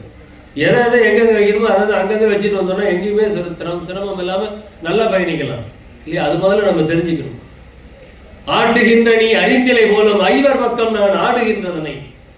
அந்த ஐவர் பக்கம் அந்த புலன்கள், இந்திரியங்கள், அது கூடவே தான் நம்ம ஆடிட்டு இருக்கிறோம் இல்லையா? அது என்ன நினைக்குதோ, அது என்ன பண்ணுதோ அதுதான் நம்ம பண்ணுறதுக்கு தயாராக இருக்கிறோம். ஆனால் இந்த மனசு எப்படி இருக்கணும்? 7 வகை பிறவிகளுள் எப்பிறவி எய்தினும் எய்துக, பிறப்பில் இனி நான் எய்தாமை எய்தினும் எய்திடுக, இருமையிலும் இன்மை எய்தினும் எய்துக, வருவகை துன்பமே வந்திடினும் வருக, மிகுவாழ்வு வந்திடினும் வருக, வறுமை வருகினும் வருக, மதிவரினும் வருக, அவமதி வரினும் வருக, இழிவகை துலகில் மற்ற எதுவரினும் வலக, அது அல்லது எது போகினும் போக. என்னதான் வேணுமா? எது வந்தாலும் வரட்டும், எது போனாலும் போட்டோம், மதி வந்தாலும் வரட்டும், அவமதி வந்தாலும் வரட்டும், பொருள் வந்தாலும் வரட்டும், பொருள் எல்லாம் எது வந்தாலும் கவலையே இல்லைன்னாரு. கடைசியில் ஒரு நடி தான் கொடுக்குறாரு, நின் இணையடிகள் மறவாத மனம் ஒன்று மாத்திரம் என கடைதல் வேண்டும் அரசு. அந்த இறை அடிகள், இறைவனுடைய அந்த பாதத்தை, பொற்பாதங்களை மறவாத மனம் ஒன்று மாத்திரம். மற்ற எது வந்தாலும் சரி, எது போனாலும் சரி, எதை பத்தியும் கவலை இல்லை, எதை பத்தியும் கவலை இல்லை. அது வரும், அது போகிய, அதெல்லாம் நிரந்தரம் கிடையாது. நிரந்தரம் எது? இறைவனுடைய அந்த பொற்பாதங்கள். நின் இணையடிகள் மறவாத மனம் ஒன்று மாத்திரம் என கடைதல் வேண்டும். ஒக்க நெஞ்சமே ஒற்றி ஒரு படம்பக்க நாதனை பணிந்து வாழ்த்தினால் மிக்க காமத்தின் வெம்மையால் வரும் துக்கம் யாவுமே தூர ஓடுமே. எல்லாம் தூரம்லாம் போயிடுச்சு துக்கம் எல்லாம். தூய நெஞ்சமே சுகம் பெற வேண்டில். தூய நெஞ்சமே மனசுக்கு தான் சொல்றாரு. தூய நெஞ்சமே சுகம் பெற வேண்டில் சொல்லவாம் அது சொல்லளவென்றால் காய மாயமாம் காஞ்செறிந்துலகம் கள்வர் ஐவரை கைவெடுத்து அதன் மேல். கள்வர் ஐவரை கைவிடுத்து அதன் மேல் பாய ஆணவ பகைகட முறுக்கி பகநீராயிலா பாங்கரின் நின்றே ஆய ஆனந்த கூத்துடை பாகாய கூத்துடை மாகாய ஜோதி கண்டு அமர்தல் அணி. இங்க வந்து அந்த ஜோதியை பார்க்கறோம் அப்படின்னா ஒன்றும் இல்லை, ஜோதி தரிசனத்தை பார்க்கணும்னு ஆசைப்படுறவங்கலாம் இப்போ 1 மணிக்கு ஜோதி தரிசனம் இப்போ நீங்கள் உங்களால் பார்க்க முடியாது அப்படிதான் நினைக்கிறீங்க. 1 மணி ஆயிடுச்சு, ஜோதி தரிசனம் எப்படி பார்க்கறது? இல்லை, ஒரு 3/4 மணி நேரம் காமிப்பாங்க. 1:30 மணிக்கு அப்படி போனீங்கன்னா இந்த 1 மணிலேருந்து 1:20 வரைக்கும் தான் அங்கே கூட்டம் நெரிசல். அது வரைக்கும் என்ன புடி ஒன்றை புடி நான் பார்க்கணும் நீ பார்க்கணுங்கிறாங்க. 1:20க்கு மேலே ஒன்றுமே இல்லை, எல்லாம் அவன் கதை பேச ஆரம்பிச்சான். அப்படியே போனீங்கன்னா மெதுவாக பார்த்துட்டு வரலாம். காலையில் 6 மணிக்கு என்னுடைய அனுபவத்தை தான் சொல்கிறேன். 6 மணிக்கு வந்து நின்னா அப்படியே சும்மா அப்படி நசுக்கி வெளியே தள்ளிடுறாங்க. நம்ம நடக்கவே வேணாம். 6:30 மணி ஆச்சு, 6:40க்கு அங்கே போய் நின்னா நான் பாட்டுக்கு நின்றுக்கிட்டே இருக்கிறேன். நம்ம தள்ளுறதுக்கே ஆள் கிடையாது. 6:40லேருந்து 7 மணி வரைக்கும் தெரிய திருப்பி போடுற வரைக்கும் ஏகாந்தமாக பார்த்துட்டு இருந்தாங்க எல்லாம். அப்படிதான் நம்ம அப்படியே அவசர கோலத்தில் தான் ஓடிட்டு இருக்கிறோம் இல்லையா? நம்ம என்ன அப்படின்றத வந்து யோசிக்கிறதே கிடையாது. முடிச்சிடறேன் ஐயா, டென்ஷன் ஆக வேண்டாம்.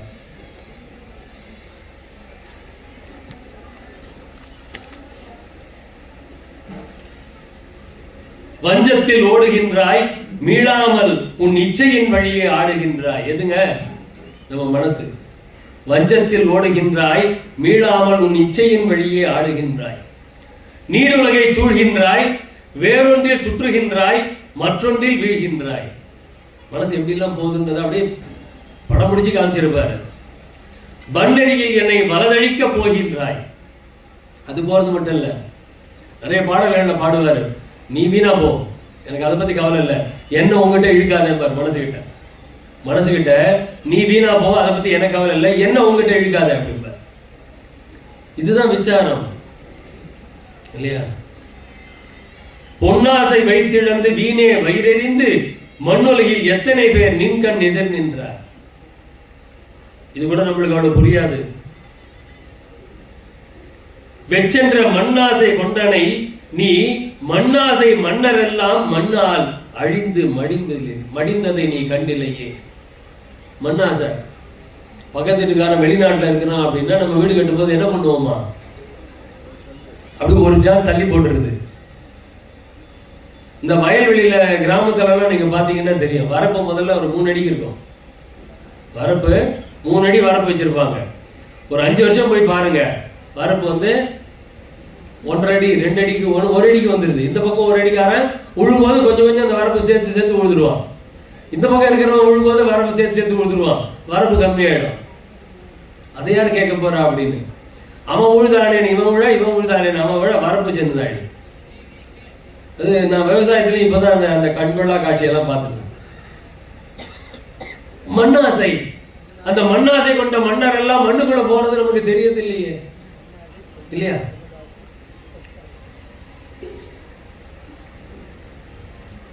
பொன்னாசை வைத்திழந்து வீணே வயிறெறிந்து மண்ணுலகில் எத்தனை பேர் நின்கண் எதிர் நின்றார்.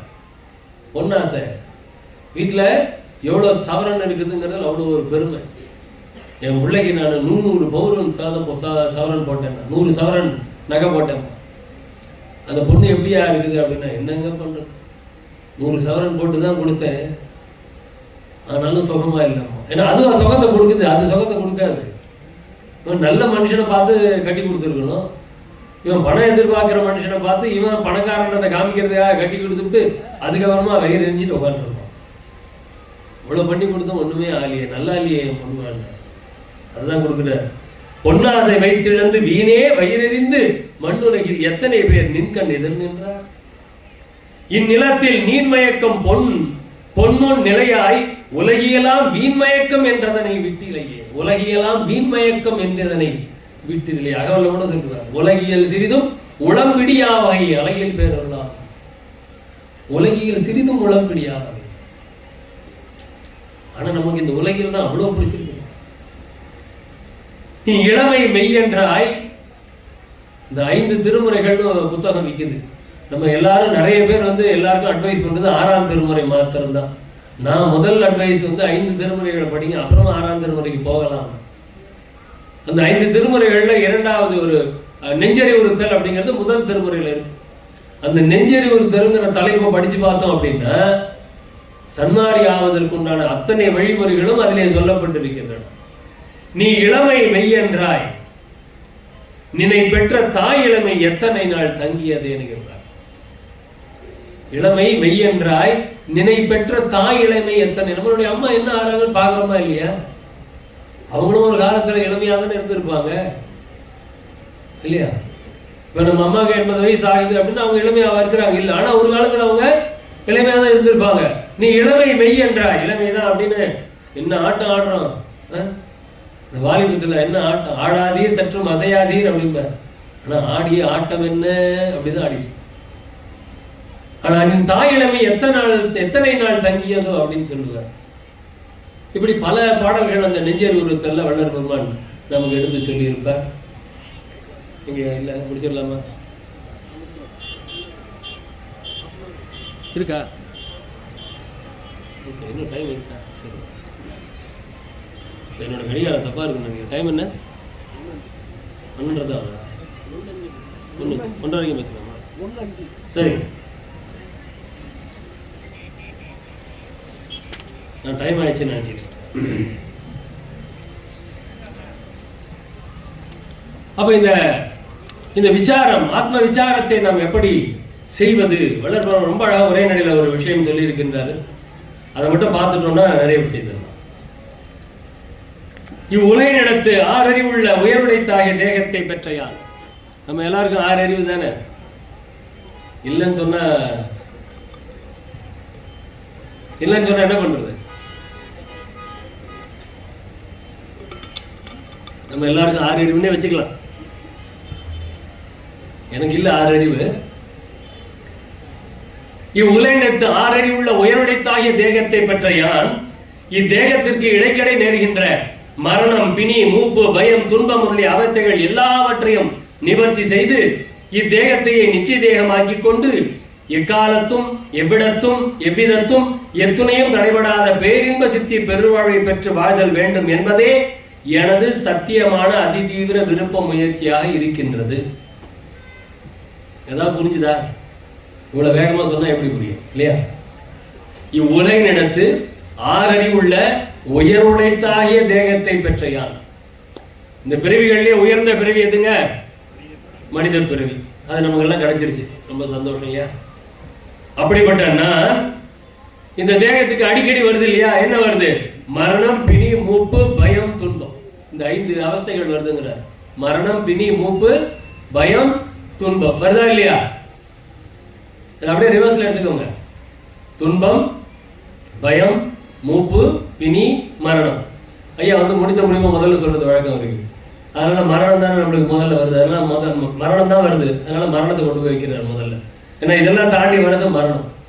மரணம், பிணி, மூப்பு, பயம், துன்பம். இந்த அவத்தைகள் எல்லாவற்றையும் நிவர்த்தி செய்து, அந்த அவத்தைகள் எல்லாம் காலி பண்ணிடணும். அதை காலி செய்து இத்தேகத்தையே நித்திய தேகமாக்கி. இந்த தேகம் நித்தியமா இருக்கணும் அப்படின்னா என்ன அர்த்தம்? ஏன் தேகம் நித்தியமா இருக்கணும்னா அழியாம இருக்கணும், மரணமில்லா பெருவாழ்வு. இந்த தேகம் அழியக்கூடாது. அப்ப இந்த தேகம் இருந்து கொண்டே இருக்க வேண்டும். வள்ளல் பெருமான் இப்ப எப்படி இருக்கிறாரு? நம்ம எல்லாரும் ஜோதியா போயிட்டாருமா. அப்ப இந்த வார்த்தைக்கு என்ன அர்த்தம்?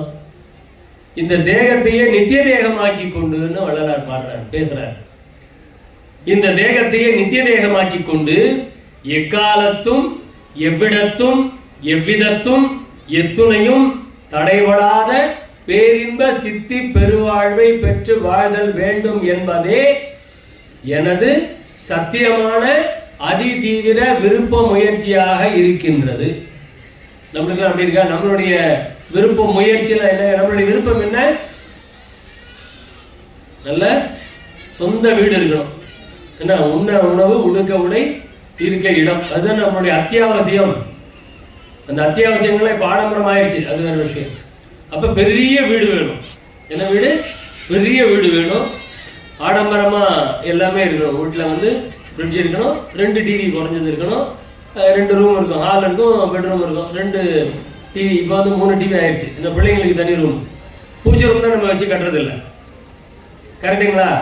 வீட்டில் இப்பெல்லாம் பூஜை ரூம் வச்சு யாரெல்லாம் வீடு கட்டியிருக்கீங்க? எவ்வளோ கம்மியாக இருப்பாங்க. மற்ற வீட்டிலலாம் பூஜை ரூம் வைக்கிறது இல்லை. பூஜை ரூம் என்ன ஆச்சு? செல்ஃப் ஆயிடுச்சு. பூஜை ரூம்லாம் இப்போ அதுவும் கிச்சனுக்குள்ளார அடுப்படியில். நம்ம எப்பயுமே அங்கே இருப்போமா? இருக்க மாட்டோம். நம்ம எப்பயுமே எங்கே இல்லையோ அந்த இடத்துல கொண்டு போய் பூஜை ரூம் வச்சாச்சு. அவர் பாவம் அந்த காரத்தோட நெடி, புகை, எண்ணெய் எல்லாத்துலேயும் அந்த கடவுள் அங்கே கஷ்டப்பட்டு இருப்பார். நாம பெட்ரூம்ல ஏசி போட்டு சுகமா இருப்போம். அவர் அங்கே பூஜை ரூம் சமையல் அறையில் வச்சிருந்தது இல்லையா? அந்த மாதிரி தான் நம்மளுடைய வாழ்க்கையெல்லாம் இருந்துகிட்டு இருக்குது. அப்ப நம்மளுடைய விருப்ப முயற்சி எப்படி இருக்கு அப்படின்னா, நம்ம ஆடம்பரமா சுகமா வாழணும்னு தான் இருக்கு. ஆனா வள்ளல் பெருமான் என்ன பண்ணாரு? ஆடம்பரமா சுகமா வாழணும்னு சொல்ல, இந்த தேகத்தை நித்திய தேகமாக்கி கொண்டு. இந்த தேகம் அழியக்கூடாது. கஷ்டப்பட்டு மனித தேகம் 6 அறிவுள்ள உயர்விடத்தாக தேகம் கிடைச்சிருக்குது ஐயா. இதை விட்டுட்டா எவ்வளவு பெரிய முட்டாள்தனம் அது. அதை விடாதீங்க. இந்த தேகத்தை நித்திய தேகமாக்கி கொண்டு எக்காலத்தும் எவ்விடத்தும் எவ்விதத்தும் எத்துணையும் தடைபடாத பேரின்ப சித்தி பெருவாழ்வை பெற்று வாழ்தல் வேண்டும் என்பதே எனது சத்தியமான அதிதீவிர விருப்ப முயற்சியாக இருக்கின்றது. சரிங்க, ஆசையெல்லாம் நல்லாதான் இருக்குது. ஆசையெல்லாம் நல்லாதான் இருக்குது. அது ஐயாவே சொல்றாரு. எனது விருப்ப முயற்சி இங்கனமாக அவத்தைகள் எல்லாவற்றையும் நீக்கி தேகத்தை நித்திய தேகமாக்கி எக்காலத்தும் அழியாத பேரின்ப பெருவாழ்வு பெற்று வாழ்தல் எதனால் பெறுதல் கூடும் என்று அறிய தொடங்கிய தருணத்து. எல்லாம் ஆசையெல்லாம் நல்லா இருக்கு. அது எதனால கிடைக்கையா? எதனால் பெறுதல் கூடும் என்று அறிய தொடங்கிய தருணத்து வேறு எந்த வழியாலும் பெறுதல் கூடாது, எல்லாம் உடைய கடவுளது திருவருள் சுதந்திரம் ஒன்றாலே பெறுதல் கூடும் என்று இறைவனுடைய அருளால் அறிவிக்க அறிந்து கொண்டேன். வேற எதனாலையாவது அதை கொடுக்க முடியுமா? இந்த நித்திய தேகம், இந்த தேகத்தை அழியாம யாராலையா பார்த்துக்க முடியும்? பல மருத்துவர்களை கொண்ட மருத்துவமனையை ஒருத்தர் கட்டுறாரு. எல்லா ஸ்பெஷலிஸ்டும் அதில் தான் இருக்கிறாங்க. ஆனால் கொஞ்ச நாள் அவரோட போட்டோ அந்த மருத்துவமனையில் மாட்டி வச்சுக்கிட்டாங்க. அந்த மருத்துவமனையை கட்டினவர் இருந்து தான் போயிட்டார். அவரை யாராலையும் காப்பாற்ற முடியல. எல்லா ஸ்பெஷலிஸ்டும் அந்த மருத்துவமனையில் இருக்காங்க. எதை சொல்ல அதுக்கு ஆள் இருக்கிறாங்க. வேற நகத்துக்கெல்லாம் ஸ்பெஷலிஸ்ட் வந்துட்டாங்க. தெரியுங்களா உங்களுக்கு? இப்போ முந்திலாம் அவ்வளோ ஸ்பெஷலிஸ்ட்லாம் பார்த்ததில்லை. முட்டி வலிக்கு ஒரு ஸ்பெஷலிஸ்ட் இருப்பாங்க ஐயா. இப்போ அப்படிலாம் இல்லை. அத்லெட்டிக்ஸ் பண்ணுறாங்க இல்லையா, அவங்களுக்கு ஒரு ஸ்பெஷலிஸ்ட். அவங்களுக்கு முட்டி வலி வேற மாதிரி வருமானம் என்னன்னு தெரியல எனக்கு. அவங்களுக்கு ஒரு ஸ்பெஷலிஸ்ட். அது மாதிரி போன் ஸ்பெஷலிஸ்ட்னு ஒருத்தவங்க இருந்தாங்க. இப்போ அந்த போனே மாற்றி மாற்றி பண்ணுறாங்க. முதுகெலும்புக்கு ஒரு ஸ்பெஷலிஸ்ட், விலாலுக்கு ஒரு ஸ்பெஷலிஸ்ட் வராங்க. ஆனால் அத்தனை ஸ்பெஷலிஸ்டும் அந்த மருத்துவமனையில் இருக்கிறாங்க. ஆனால் அந்த மருத்துவமனையை உண்டாக்கியவர், அத்தனை பேருக்கு வேலை கொடுத்தவர் செத்து போயிட்டார். எனக்கு ஆசை இருக்குது ஐயா. இது எதனால் பெறுதல் கூடும் என்று அறிய தொடங்கிய தருணத்து கடவுள் திருவருளால் பெறக்கூடுமே என்று வேறு எதனாலையும் பெறக்கூடாது அப்படிங்கிற அறிவு வந்துச்சுங்க இல்லையா? எந்த வழியாலும் வேறு எந்த வழியாலும் பெறுதல் கூடாது, எல்லாமுடைய கடவுளது திருவருள் சுதந்திரம் ஒன்றாலே பெறுதல் கூடும் என்று தேவரீர் திருவருளால் அறிவிக்க உள்ளபடி அறிந்தேன். சரி, தெரிஞ்சுக்கிட்டாச்சு. ஆண்டவனுடைய அருள் தான் இதெல்லாம் செய்யும், தெரிஞ்சுக்கிட்டாச்சு. பின்னர் திருவருள் சுதந்திரம் நமக்கு எந்த வழியில் கிடைக்கும் என்று அறிய தொடங்கியது. திருவருளுக்கு எப்போ கிடைக்கும்? ஆண்டவருடைய அருள் எப்போ கிடைக்கும்? சோறு போட்டா கிடைச்சிருமா? நம்ம அதெல்லாம் சொல்லி கொடுத்துருந்தா இருக்கிறோம். சோறு போடியா அவனுக்கு நீ நல்லா இருப்பேன்னு சொல்லி கொடுத்துருந்தா இருக்கிறோம். அகல் படியா நல்லா இருப்பேன்னு சொல்லி கொடுத்துட்டு இருக்கிறோம். காலையில் எந்திரிச்சு தியானம் பண்ணு நல்லா இருப்பேன்னு சொல்லி கொடுத்துட்டு இருக்கிறோம். ஆனால் இதெல்லாம் ஆண்டவருடைய அருள் கிடைக்குமா? பின்னர் திருவருள் சுதந்திரம் நமக்கு எந்த வழியால் கிடைக்கும் என்று அறிய தொடங்கிய தருணத்து எனது யான் என்னும் தேக சுதந்திரம், போக சுதந்திரம், ஜீவ சுதந்திரம் என்னும் மூவகை சுதந்திரங்களும் நீங்கிய விடத்தே கிடைக்கும் என்று தேவரீர் திருவருளால் அறிவிக்கவும் அறிந்து கொண்டேன். அப்ப இதெல்லாம் எப்ப கிடைக்கும் அப்படின்னா, தேக சுதந்திரம், ஜீவ சுதந்திரம், போக சுதந்திரம், இந்த மூணு சுதந்திரமும் நீங்க வேண்டும். யான் எனது என்று கொண்டதோ ஆணவம். நான் யார் தெரியுமா? என்னை யாருன்னு நினைச்சிட்டு இருக்கிறீங்க? அப்படியே ஒரு காரில் வரும்போது போலீஸ்காரர் நம்மளை அப்படி நிறுத்திட்டாருன்னு வச்சுக்கீங்களேன், உடனே அப்படி ஜிப்புன்னு ஏறுது. இந்த யாருன்னு நினச்சிட்டு நீ காரம் அடிக்கிற? அவர் ஒன்றும் இல்லை, அவர் நிறுத்திட்டு டயரில் காற்று இல்லைன்னு சொல்லியிருப்பார், அவ்வளோதான், வேற ஒன்றும் இல்லை. அவர் நிறுத்துற உடனே நமக்கு ஏறிடுது, ஜிப்புன்னு ஏறிடுது. யாரே அவன் நம்மளை வந்து மறிக்கிறான்? யான் எனது என்று கொண்டதோ சுதந்திரமான, அதுதான் துன்ப இன்ப விளைவுக்கு ஆதாரமாய். இன்னொரு இடத்துல அது சொல்லுவார்.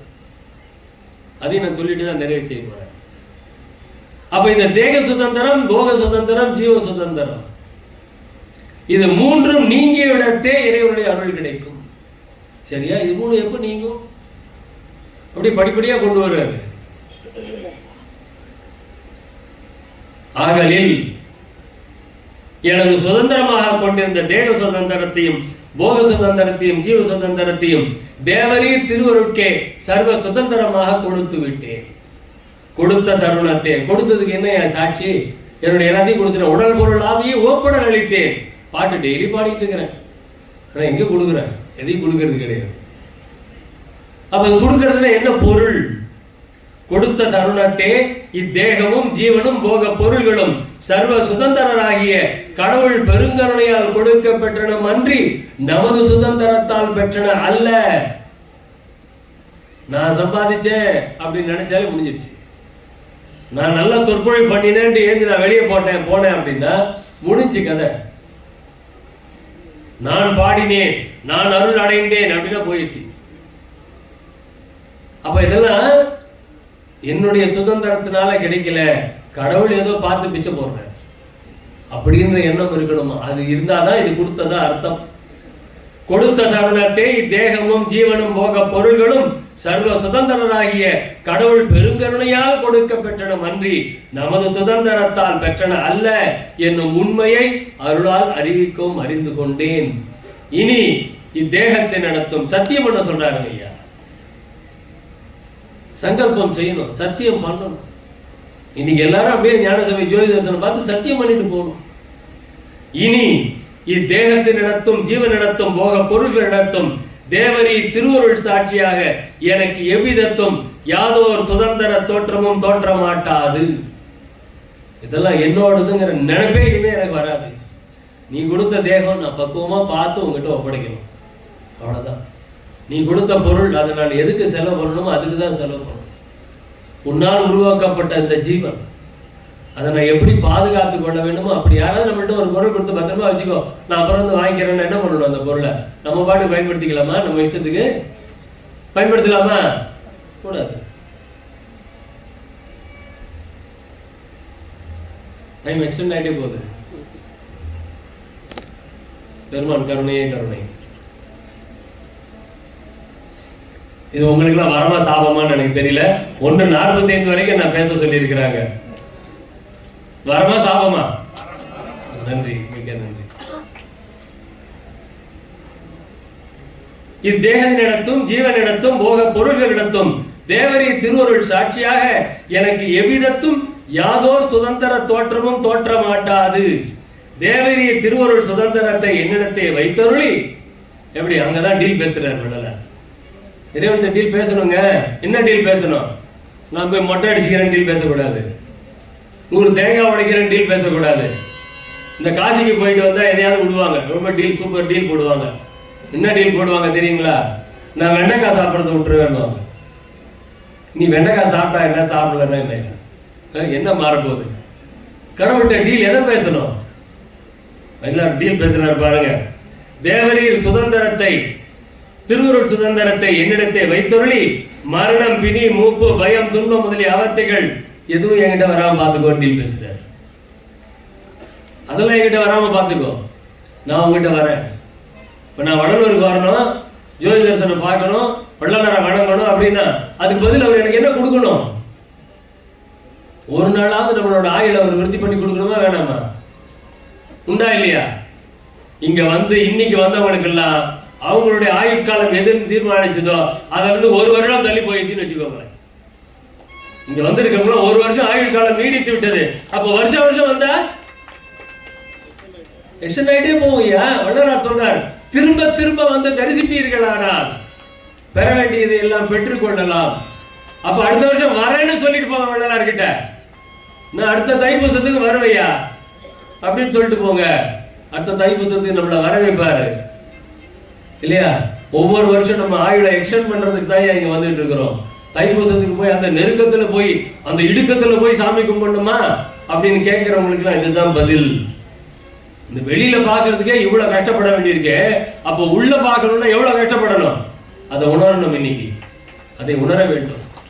சும்மா கிடைச்சிடாது இல்லையா? பஸ்ல வரணும்னா கூட டிக்கெட்டை காசு கொடுத்து வாங்கிதான் வந்து ஆகணும் இல்லையா? அந்த மாதிரி இங்க வருபவர்களுக்கெல்லாம் 1 வருடம் ஆயுள் எக்ஸ்டெண்ட் ஆயிருக்குதுங்கிறத ஞாபகம் வச்சுக்கோங்க. எல்லாரையும் வர வைங்க. இன்னும் 1 வருஷம் அதிகமா நீ வாழணுமா? வந்து சேரு, வடலூருக்கு வா. ஐயா சொல்றாரு, ஐயா வடலூர் வட திசைக்கே வந்தால் பெறலாம் நல்ல வரமே, வருவார் அழைத்து வாடி. இல்லையா? இங்க வாங்க, நல்ல வரம் அவர் கொடுக்கறதுக்கு காத்துட்டு இருக்கிறார். வள்ளலார் சொல்றார், இல்லாமை எனக்கு இல்லை எல்லாருக்கும் தருவேன் அப்படின்னாரு. வள்ளலார்ட்ட இல்லாததே இல்லையா? எதை வேணாலும் கேளுங்க அவர் கொடுப்பார். எதை வேணாலும் கேளுங்க அவர் கொடுப்பார் இல்லையா? அப்போ தேவரி திருவருள் சாட்சியாக, தேவரி திருவருள் சாட்சியாக எனக்கு எவ்விதத்தும் யாதோர் சுதந்திர தோற்றமும் தோற்ற மாட்டாது. தேவரி திருவருள் சுதந்திரத்தை என்னிடத்தை வைத்தருளி இது எல்லாத்தையும் தவிர்த்து இத்தேகத்தை நித்திய தேகமாக்கி எக்காலத்தும் அழியாத பேரின்ப சித்தி பெருவாழ்வில் என்னை வாழ்வித்தல் வேண்டும். இதுதாங்க நம்மளுடைய விண்ணப்பமா இருக்கணும். கார் வேணும், மங்களா வேணும், இதெல்லாம் கேட்காதீங்க ஐயா. அதெல்லாம் இது பின்னாடி தன்னால வந்துடும். வள்ளலாரே நீ வேணும்னு கேளுங்க. அருட்பெருஞ்சி ஆண்டவரே ஒரு நாள் என் கூட வாயா அப்படின்னு கூப்பிடுங்க ஐயா. ஆண்டவனை கூப்பிடுங்க நம்ம கூட இருக்க சொல்லி. அவன் பின்னாடி எல்லாரும் வந்துடுவாங்க. மன்னர் என் கூட இருக்கணும். இந்த கதை வந்து ஏற்கனவே நான் சொல்லிட்டேன், எனக்கே சொல்றதுக்கு போர் அடிக்குது. இருந்தாலும் சொல்றேன், ஒரு 3 பேர் மன்னர் கிட்ட வராங்க. மன்னர் வந்து உனக்கு என்ன வேணுமோ எல்லாத்தையும் கேள்வியா தரேன் அப்படின்னாரு. ஒருத்தன் வந்து கொஞ்சம் நிலப்பலன்கள் வேணும்னா, ஒருத்தன் பணம் பொண்ணு நகையெல்லாம் வேணும்னு வாங்கிட்டான். இன்னொருத்தன் நீ ஒரு 10 நாள் என் கூட வந்து இருக்கணும்ட்டான். மன்னரை பார்த்து நீ ஒரு 10 நாள் எங்க வீட்டில் வந்து இருக்கணும் அப்படின்ட்டான். எல்லாரும் என்ன சரியான முட்டாளா இருக்கிறான், மன்னரை போய் 10 நாள் வீட்டில் உட்கார வச்சு என்ன பண்ண போறாங்க அப்படின்னு எல்லாரும் அவனை கிண்டல் பண்ணிட்டு இருந்தாங்க. மன்னர் வந்து 10 நாள் உங்க கூட வந்து இருக்கணுமா, சரின்னுட்டாரு. மந்திரியை கூப்பிடுறாரு. அவன் எங்கேயா இருக்கிறான்? அவன் சென்னைக்கு அடுத்த ஐயப்பன் தாங்கல் ஒரு இடத்துல இருக்கிறான். அதுக்கு போறதுக்கு ரோடெல்லாம் இருக்கா? இல்லைங்க, அதெல்லாம் ஒன்றும் இல்லை, முதல்ல ரோடு போடுறா அப்படின்னு. அப்ப அந்த ஐயப்பன் தாங்கலுக்கு எல்லா வசதியும் ஒண்ணுன்னா வருது. ஏன்னா மன்னர் வந்து இருக்கணும் இல்லையா? 10 நாள் மன்னர் வந்து தங்க போறான்னா அங்க எப்படி இருக்கணும்? அவன் வீடு எப்படி இருக்குது? அது இன்னும் ஒரு ஓட்டு வீட்டில் தாங்க இருக்கிறான். அடப்பாவி, அந்த ஓட்டு வீட்டில் போய் மன்னர் எப்படியா தங்குறது? அமைச்சர் எடுறா அந்த வீட்டை கட்டு. 2.25 மணி நேரத்தில் ஒரு வீடு கட்டி ஒரு சாதனை வந்திருக்கு கின்னஸ் ரெக்கார்டில். பார்த்துருக்கீங்களா? இப்போ 2.25 மணி நேரத்தில் ஒரு வீடு. இப்போ டெக்னாலஜி ரொம்ப வளர்ந்துருச்சு ஐயா, அது மாதிரி கட்டு அப்படின்னா ஒரு பெரிய பங்களா ஐயப்பன் தாங்கல்ல பாபுக்கு கட்டி கொடுத்துட்டாங்க. என்ன மன்னர் வர போற? அப்போ மன்னரை சுத்தி 10 நாள் அங்க இருக்கணும். ராஜாங்கத்தை யார் படம் நடத்துறது? அப்போ சுத்தி இருக்கிற எல்லாத்தையும் காலி பண்ணு, அங்க அமைச்சர் எல்லாருக்கும் சின்ன சின்ன வீடு கட்டி விடு. அப்ப அந்த இடம் எப்படி ஆச்சு? இந்த பக்கம் அரண்மனை எப்படி இருக்கும், அந்த பக்கம் ஐயப்பன் தாங்கல் அப்படி ஆகி போச்சு. அப்போ மன்னர் அங்க வந்தாருன்னா எப்படி இருக்கும்? அப்ப நம்ம யாரை கூப்பிடணும்? நம்ம கூட நம்ம பொருள் வேணும், அதெல்லாம் வேணாம், அதெல்லாம் கேட்க வேணாம். வள்ளலாரே நீ என் கூட வந்து ஒரு நாள் இருக்குன்னு கேட்டா போதும். ஒரு நாள் வந்து இருக்குன்னு கேட்டா போதும். என்ன வள்ளலார் கூட யார் வர்றாரு? அருட்பெருஞ்சோதி சேர்ந்தார். 2 பேரும் தனித்தனியாவே இல்லையே, ஒன்னா தானே இருக்கிறாங்க. அப்ப நம்ம விண்ணப்பம் அப்படி இருக்கணும். பெருசா கேளுங்க ஐயா, சின்ன சின்னதா அழியக்கூடிய பொருள் எல்லாம் ஆண்டவன்ட்ட கேட்காதீங்க. அதெல்லாம் நம்ம சம்பாதிச்சு வாங்கிக்கலாம். நம்ம சம்பாதிச்சு வாங்க முடியாதது எது? மரணமில்லா பெருவாழ்வு. அதை கேளுங்க இறைவன் கிட்ட. நீ வாயா என் கூட, வள்ளலாரே உன்னை தேடி நான் தைப்பூசத்துக்கு இங்க வந்திருக்கிறேனே, நீ என் கூட ஒரு நாள் அப்படியே திரும்பி வீடு வரைக்கும் வா அப்படின்னு கூப்பிடுங்க. சுகமா வீட்டுக்கு கூப்பிட்டு போவார் இல்லையா? அந்த மாதிரி அப்ப இதையெல்லாம் இதுதான் வள்ளல் பெருமானுக்கு நமக்கு இதெல்லாம் நம்ம கேட்கிறோம் ரைட்டு. ஆனா ஐயா எப்படி எக்ஸ்டெண்ட் பண்றாரு பாருங்க அவருடைய விண்ணப்பத்தை. இத்தேகத்தை பெற்ற எல்லா ஜீவர்களுக்கும் எனக்கு அறிவித்த வண்ணமே அறிவித்து, எனக்கு அறிவித்த வண்ணமே அறிவித்து அவரவர்களையும் உரிமையுடையவர்களாக்கி வாழ்வித்தல் வேண்டும். அவங்களுக்கு எனக்கு என்னென்ன சொல்லிக் கொடுத்தியோ அதையெல்லாம் அவங்களுக்கும் சொல்லிக் கொடு, அவங்களுக்கும் கொடு அப்படின்ட்டா அப்படி கேட்கல வேண்டாம். இப்போ எனக்கு கிடைக்குது அப்படின்னா அவங்களுக்கெல்லாம் அதை கொடுன்னு சொல்லிட்டா அப்போ அது சரியா இருக்குமா? அதோட அருமை பெருமை யாருக்கும் தெரியாது. அதோட அருமை பெருமை யாருக்கும் தெரியாது. டிவியில் ஸ்க்ரீனில் இங்கே காமிச்சிட்டு இருக்கிறாங்க ஐயா ஜோதி தரிசனத்தை. நான் காலையில் அப்படியே வரும்போது அதை பார்த்துட்டு அதை பார்த்தா ஒரு உணர்வு கூட வரல எனக்கு. சத்தியமாக சொல்கிறேன், உண்மையை சொல்கிறேன். அந்த டிவி ஸ்க்ரீனில் அதை பார்க்கும்போது உணர்வே வரமாட்டேங்குது. இது அது படம் காட்சி பொருளாக அது டிவி ஸ்க்ரீனில் பார்க்குறதுக்கு. அது அப்படிலாம் பார்க்குறதுலாம் இல்லைங்க. அது அந்த கும்பலில் அந்த முண்டி அடிச்சுட்டு போய் அதை அப்படி நேரடியாக பார்க்கும்போது ஒரு உணர்வு வருது பாருங்க. அட இப்படி பார்க்கும்போது இப்படி உணர்வு வருதே, உள்ளே பார்த்தா அந்த உணர்வு எப்படி இருக்குன்னு தோணுச்சு எனக்கு இல்லையா? அது டிவி ஸ்க்ரீனில் போட்டு ஏப்பா இங்கேயா முண்டி அடிச்சுட்டு அதான் அழகாக காமிக்கிறோமே அதில் பாரு அப்படி.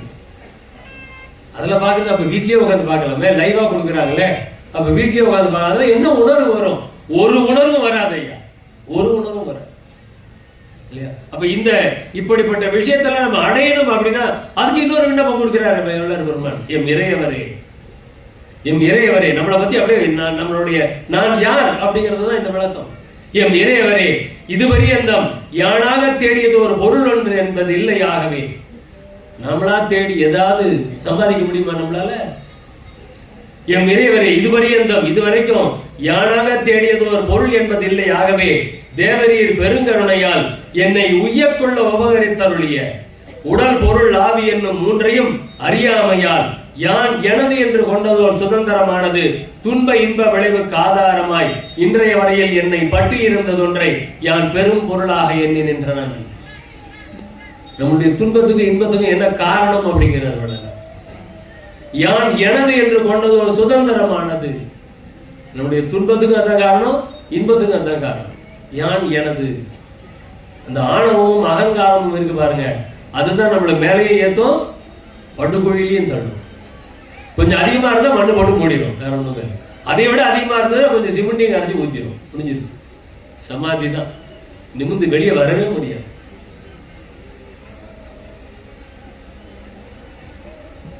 ஆதலால் அச்சமரச சன்மார்க்க சங்கத்து சாதுக்கள் சமூகத்தில் நிற்க பெற்ற விசேடத்தால் அத்தற்சுதந்திர பொருளை தேவரீர் திருவருட் சந்நிதி முன்னே அர்ப்பித்தனன். அந்த காசிக்கு போனா என்ன விட்டுட்டு வரணும் அப்படின்னா, அந்த யான் எனது அந்த ஆணவத்தையும் அகங்காரத்தையும் விட்டுட்டு வர ஐயா அப்படின்னு வேண்டிட்டு போங்க. வெண்டைக்காயை விடுறேன் சுண்டைக்காயை விடுறேன்லாம் வேண்டாதீங்க ஐயா. சரியா? காசிக்கெல்லாம் போயிட்டு வாங்க, தப்பு ஒன்றும் கிடையாது. போயிட்டு என்ன விடணுமோ அதை பார்த்து விடுங்க. வெண்டைக்காய் விட்ட சுண்டைக்காய் விட்ட பாவக்காய் விட்டேன்னா விடாதீங்க. அதெல்லாம் நம்ம சாப்பிட்டாலும் ஒண்ணுதான், ஒன்றும் இல்லை. ஆனா ஆணவத்தை விட்டேன், தூக்கத்தை விடுறேன், பயத்தை விடுறேன் அப்படின்னு இருக்கணும் இல்லையா? அதை விட்டுட்டு நம்ம இல்லையா, ஒருவேளை சாப்பாடை விட்டுட்டு வாங்க ஐயா. அங்க போய் 3 வேளை சாப்பிட்டுட்டு இருக்கிறவங்க காசிக்கு போங்க, ஒருவேளை சாப்பிட்டா விடுங்க. காசியை விட புனிதமான இடம் நம்ம இடம். இப்போ இங்க வந்திருக்கிறீங்களே, இன்னையில இருந்து ஒருவேளை சாப்பாடை விடுங்க ஐயா. 3 வேளை சாப்பிடாதீங்க, தயவு செஞ்சு 3 வேளை சாப்பிடாதீங்க. நம்ம நல்லா இருக்கணும், ரொம்ப வருஷம் வாழணும் அப்படின்னா இங்க வந்தா 1 வருஷம் ஆயுள் கூடிச்சா ஒருவேளை சாப்பாடை விடுங்க, இன்னொரு வருஷம் ஆயுள் கூடிடும். ஒருவேளை சாப்பாடை விட்டா இன்னொரு வருஷம் ஆயுள் கூடிடும். 2 வேளை சாப்பிடுங்க. மதியானம் சாப்பிடுங்க, ராத்திரி கொஞ்சமா சாப்பிடுங்க. ஆயுள் இன்னும் 1 வருஷம் கேரண்டி. கேரண்டி இதெல்லாம் மருத்துவர்லாம் நிறைய சொல்லிட்டு இருக்கிறாங்க, இன்னும் கேரண்டி. அப்ப இங்க போனதுனால 1 வருஷம் அதிகமா வாழ போறோம், ஒருவேளை சாப்பாடை விடுறதுனால இன்னும் 1 வருஷம் அதிகமா வாழ போறோம். அப்ப இங்க இருக்கிற அத்தனை பேருக்கு 2 வருஷம் ஆயுள் கூடிருச்சு. இப்படியே பேசிட்டே போனா நம்ம வருஷங்கள் ஆயுள் ரொம்ப அதிகமாயிட்டே தான் போகும். அவ்வளவு எனர்ஜெட்டிக்கா போவோம். இங்க இருந்து போகும்போது சோர்வோட வந்தவங்க எல்லாம் புத்துணர்ச்சியோட போவாங்க. நீங்க பார்க்கலாம், நம்மளே அனுபவிச்சு பார்க்கலாம். வரும்போது நடை தளர்ந்து என்ன வெயில், உச்சி வெயில் அப்படின்னு இப்படி உட்காந்து விசிறிட்டு இருந்தவங்கன்னா இப்ப விசிறல, அமைதியா தான் உட்கார்ந்து இருக்கீங்க, பார்த்துட்டு தான் இருக்கிறேன் இல்லையா? அப்போ அதுக்கெல்லாம் காரணம் இதுதான். சன்மார சங்கத்து சாதுக்கள் காண அத்தச்சுதந்திர பொருளை தேவரீர் பெருங்கருணை சந்நிதி முன்னே அர்ப்பித்தனன். இனி கொடுத்தாச்சியா, உடல் பொருள் ஆவி எனது நான் எல்லாத்தையும் கொடுத்துட்டேன், என்ன பண்ணணும்? இனி தேவரீர் அதனை அருள்வசமாக்கி, அங்கதான் டீல், இறைவன் டீல் போடணும். அதனை அருள்வசமாக்கி ஏழையாகி என்னையும், என்ன மட்டும் ஆகினா போதுமா, என்னை அடுத்த சுற்றம் என்னோடு பழகிய நட்பினர் ஆதியரையும் உய்ய கொண்டருளுக. அப்ப நம்மளுடைய விண்ணப்பங்கள் எப்படி இருக்க வேண்டும்? நம்ம எல்லாத்தையும் வள்ளலார்கிட்ட ஒப்படைக்கணும், இறைவன் ஒப்படைக்கணும். அது ஒப்படைச்சு என்ன பண்ணணும்? டீல் போடணும். நான் கொடுத்துட்டேன், உடல் பொருளாகிய ஓப்புடன் அளித்தேன். எதுக்கு? உன்னுடைய உடல் பொருளாகிய ஓந்தனைக்கே கொடுத்தாய். இறைவனுடைய உடல் பொருளாகிய வள்ளல் பெருமான் கிடைச்சிருச்சா? இவரோட அவர்கிட்ட கொடுத்துட்டு அவரோட பண்ண மாற்று முறை. டீல் பேசணும். ஆனா அந்த டீல் எப்படி இருக்கணுங்கிறத நம்ம தப்பு பண்ணிட்டோம். 100 தேங்காய் உடைக்கிறேன், தலைக்கு மொட்டை அடிக்கிறேன், தலைக்கு மொட்டை அடிச்சா மறுபடியும் வளர போகுது. ஏன் கையை வெட்டிக்கிறேன்னு வேண்டிக்கிறதால யாராவது கையை வெட்டிக்கிறேன் விரலை வெட்டிக்கிறேன்னு வேண்டியிருக்காங்களா? முடி வளர்ந்துருன்ற ஒரு நம்பிக்கை தானே இல்லையா? அதுக்காக நான் அதை குறை சொல்லலை, அது ஒரு விதமான பக்தி. ஆனா உண்மையிலேயே எதை நாம் விட வேண்டும் அதுதான். எனக்கு நீ கொடு, எனக்கு என் பையனுக்கு நல்ல உத்தியோகத்தை வாங்கி கொடு, நான் யார் மேலேயும் கோவப்படாம இருக்கேன், கோவத்தை விட்டுறேன்னு வேண்டிக்கணும் இல்லையா? நான் ஆசைப்படுறதை விட்டுறேன்னு வேண்டிக்கணும், நான் மற்றவங்களை பத்தி புறம் சொல்றதை விட்டுறேன்னு வேண்டிக்கணும் இல்லையா? இன்சொல் ஆடல், நான் பொய் சொல்றதை விட்டுறேன். ஏன் காசிக்கு போறவங்க பொய் சொல்றதை விட்டுறேன்னு வேண்டிக்க போறேன். ஒருத்தர் வேண்டிக்க சொல்லுங்க, என்ன சொன்னா கூட நான் வேண்டிக்க மாட்டேங்க. என்ன பொய் சொல்றோம், உண்மையை பேசணும் இல்லையா? இந்த மேடையில் உட்காந்துக்கிட்டு நான் பொய்யே பேச மாட்டேன்னு சொன்னா அதுதான் பெரிய பொய்யா போயிடும் இல்லைங்களா? அப்போ இது மாதிரி தான் நம்மளுடைய விண்ணப்பங்கள், வேண்டுதல்கள், கடவுள்கிட்ட போடுற டீல் எல்லாம் அப்படிதான் இருக்கணும் இல்லையா? இந்த நெஞ்சறிவுறுத்தல் அப்படிங்கிற ஒரு தலைப்பை சொன்னேன் இல்லையா? அதுல இருந்து சில நான் கொஞ்சம் டைம் ஆயிடுச்சு, நான் அந்த புக்கை எடுக்காம விட்டுட்டேன்.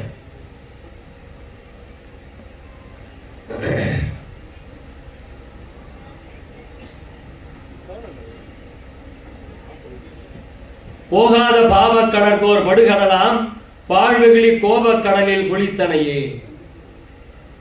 ஐயா ஒன்னொன்னா நம்மளுக்கு எடுத்து கொடுத்துட்டே இருப்பாரு.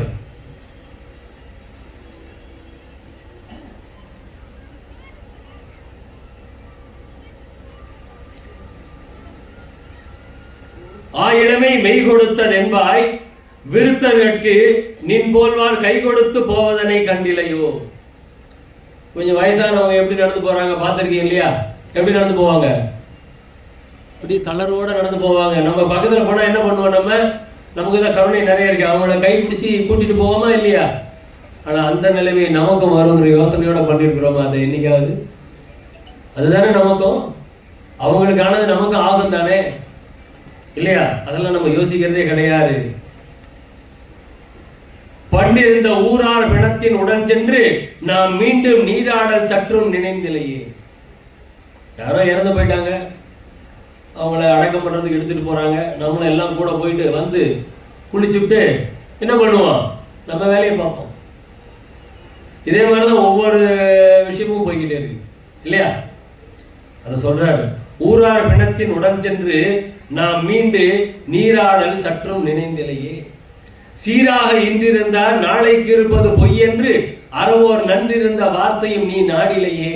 இதெல்லாம் யாருக்கு சொல்றாரு நினைக்கிறீங்க? மனசை பார்த்து சொல்றார். நெஞ்சறி உறுத்தல் அப்படிங்கிற தலைப்பு. அந்த நெஞ்சுக்கு அறிவுறுத்துகின்றார். இதுதாங்க ஆன்ம விசாரம். அந்த ஆன்மாவுக்கு அறிவு கொடுக்கிறார், அறிவு சொல்றார். திருமூலர் சொல்வாராம், செத்த பிணத்தை சுற்றி சாகும் பிணங்கள் ஒப்பாரி வைக்கின்ற நம்பர். இன்று செத்த பிணத்தை சுற்றி நாளை சாக போகிற பிணங்கள் ஒப்பாரி வைக்கின்றன. ஐயா அதான் சொல்றாரு. சீராக இன்றிருந்தார் நாளைக்கு இருப்பது பொய் என்று, இன்றிருந்தவர் நாளை நின்றிலரே. ஐயா பாடுறார், வள்ளலார் பாடுறார். இன்று நின்றவர் நாளை நின்றிலரே. இந்த வருஷம் வந்த அத்தனை பேரும் அடுத்த வருஷம் கண்டிப்பா வருவீங்க. இதுதான் இந்த சன்மார்க்கத்தின் சிறப்பு. ஆனா இங்க வராதவங்களுக்கு அந்த கேரண்டி கொடுக்க முடியாது. ஆனா இங்க வந்தவங்களுக்கு அந்த கேரண்டி கொடுக்க முடியும். சீராக இன்றிருந்தார் நாளைக்கு இருப்பது பொய் என்று அறவோர் நன்றிருந்த வார்த்தையும் நீ நாடிலேயே. ஒன்றி உறங்குவது போலும் என்ற ஒன்குரலின் வாய்மை மறங்கருதி அந்தோ மறந்தாய். திருக்குறள் எவ்வளவு பேருக்கு ஞாபகம் இருக்குது? உறங்குவது போல் சாக்காடு, மீண்டு எழுவது போல் பிறப்பு. தூங்கி எழுதுகிற மாதிரி தான் பிறப்பு, இறப்பு பிறப்பு அப்படின்னா. நம்ம தூங்கும் போது தூங்குறோம், தூங்க போறோம்னு தெரியுது, தூங்கிக்கிட்டு இருக்கிறோம்னு தெரியுதா யாருக்காவது?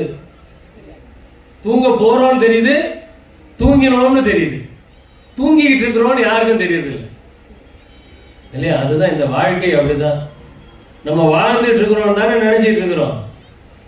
நம்ம வாழ்ந்துட்டா இருக்கிறோம், கொஞ்சம் கொஞ்சமா, சத்தமா சொல்லுங்க, கொஞ்சம் கொஞ்சமா செத்துக்கிட்டு இருக்கிறோம். நம்ம வாழ்ந்துக்கிட்டு இல்லையா? வாழ்ந்துக்கிட்டு இருந்தா எனக்கு நரைச்ச முடி வந்திருக்குமா சொல்லுங்க? நான் வாழ்ந்துகிட்டு இருந்தேன்னா முடி நரைச்சி போயிருக்குமா? அப்ப முடி நரைச்சிருச்சுன்னா என்ன அர்த்தம்? முதல் மணி அடிச்சாச்சுன்னு அர்த்தம். மரணம், பிணி, மூப்பு, பயம், துன்பம். துன்பம், பயம், அடுத்தது மூப்பு. தலை நிறைக்கும், தோலெல்லாம் சுருங்க ஆரம்பிக்கும், அப்புறம் நடை தளரும். அதெல்லாம் மணி அடிக்குது, ஒரு மணி அடிக்கும். அப்ப நம்ம வாழ்ந்து கொண்டில்லை, நாம் மரணித்துக் கொண்டு இருக்கின்றோம். நெஞ்சர் உறுத்தல் அதை தான் எடுத்து சொல்லிட்டே இருப்பார், திரும்ப திரும்ப திரும்ப திரும்ப சொல்லுவார். தெருவில் இறந்தார் பிறந்தார் இறந்தார் என்னும் சொல் மறந்தாய் மறந்தாய் மறந்தாய். எவ்வளோ பேர் நம்ம ஊர்ல அவ்வளோ பேர் செத்து போயிட்டே இருக்காங்க. சன்மார்க்கத்தை சார்ந்தவர்கள் நிறைய மரணங்கள். 2009 ஒரு அன்பர் மரணிக்கிறார். எனக்கு அப்பதான் உரைக்குது. அது வரைக்கும் எனக்கு மரணம் பெருசா பயத்தை கொடுக்கல. 2009 என்னுடைய அனுபவம். 2009 ஒரு நல்ல நல்ல நிலையில இருக்கக்கூடிய ஒரு அன்பர் மரணம் அடைகிறார். நாங்க அவரெல்லாம் பார்த்து இவரை மாதிரி நம்ம வாழணும், இவர்கிட்ட இருந்து கத்துக்கணும்லாம் நினைச்சிட்டு இருக்கிறேன்.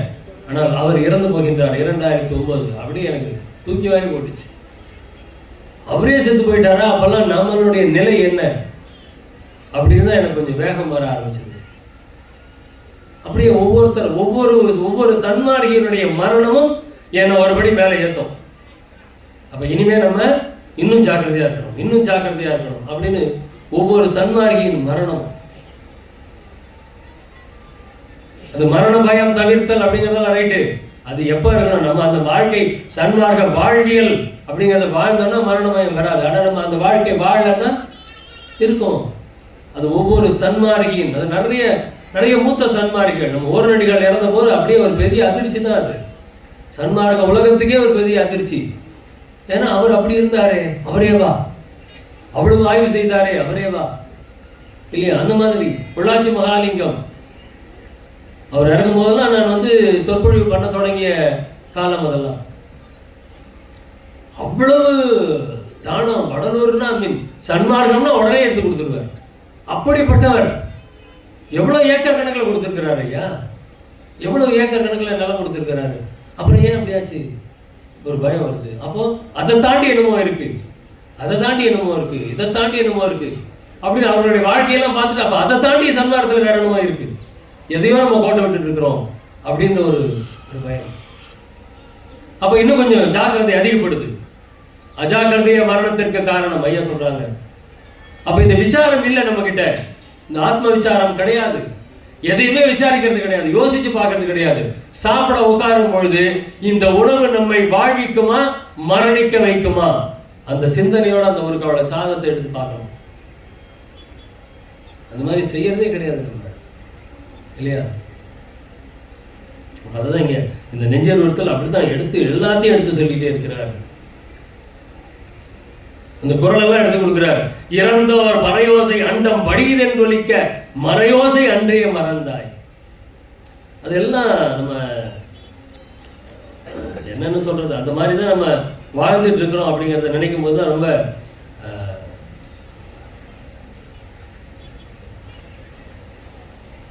இச்சையிலார் இட்ட மலம், இச்சையிலார் இட்ட மலம் பட்ட இடமெல்லாம் பொன் என்றால் பொன்னாம் என்றால் இட்டம் அதை விட்டற்கு இசைந்திலையே.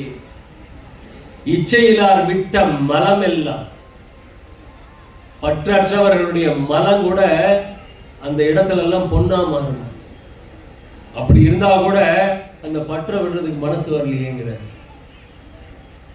இச்சையிலார் இட்ட மலம் பட்ட இடமெல்லாம் பொன்னாம் என்றால் இட்டம் அதை விட்டற்கு இசைந்திலையே.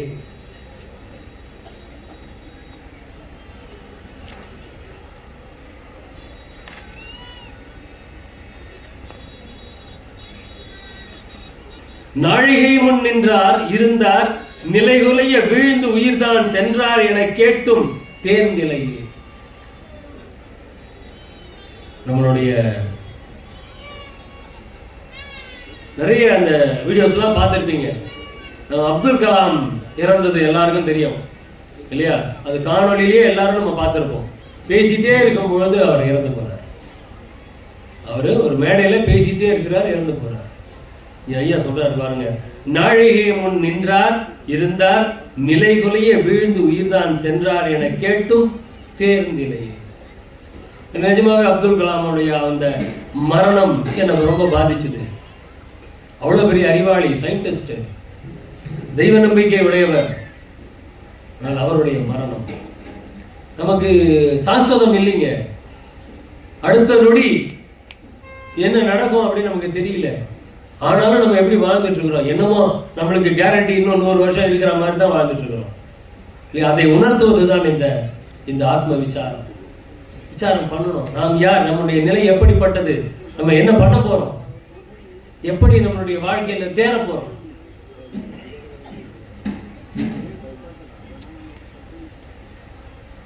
வீற்றுரு தேர் ஊர்ந்தார் தெருவில் உலா போந்தார் வானுலகம் சேர்ந்தார் என கேட்டும் தேர்நிலையே. எல்லாம் அப்படியே ஒன்னொன்னா சொல்லிட்டு இருப்பாங்க. ஆனா நாம என்னதான் பண்றோம் அப்படிங்கறத நம்ம யோசிக்கிறதே கிடையாது.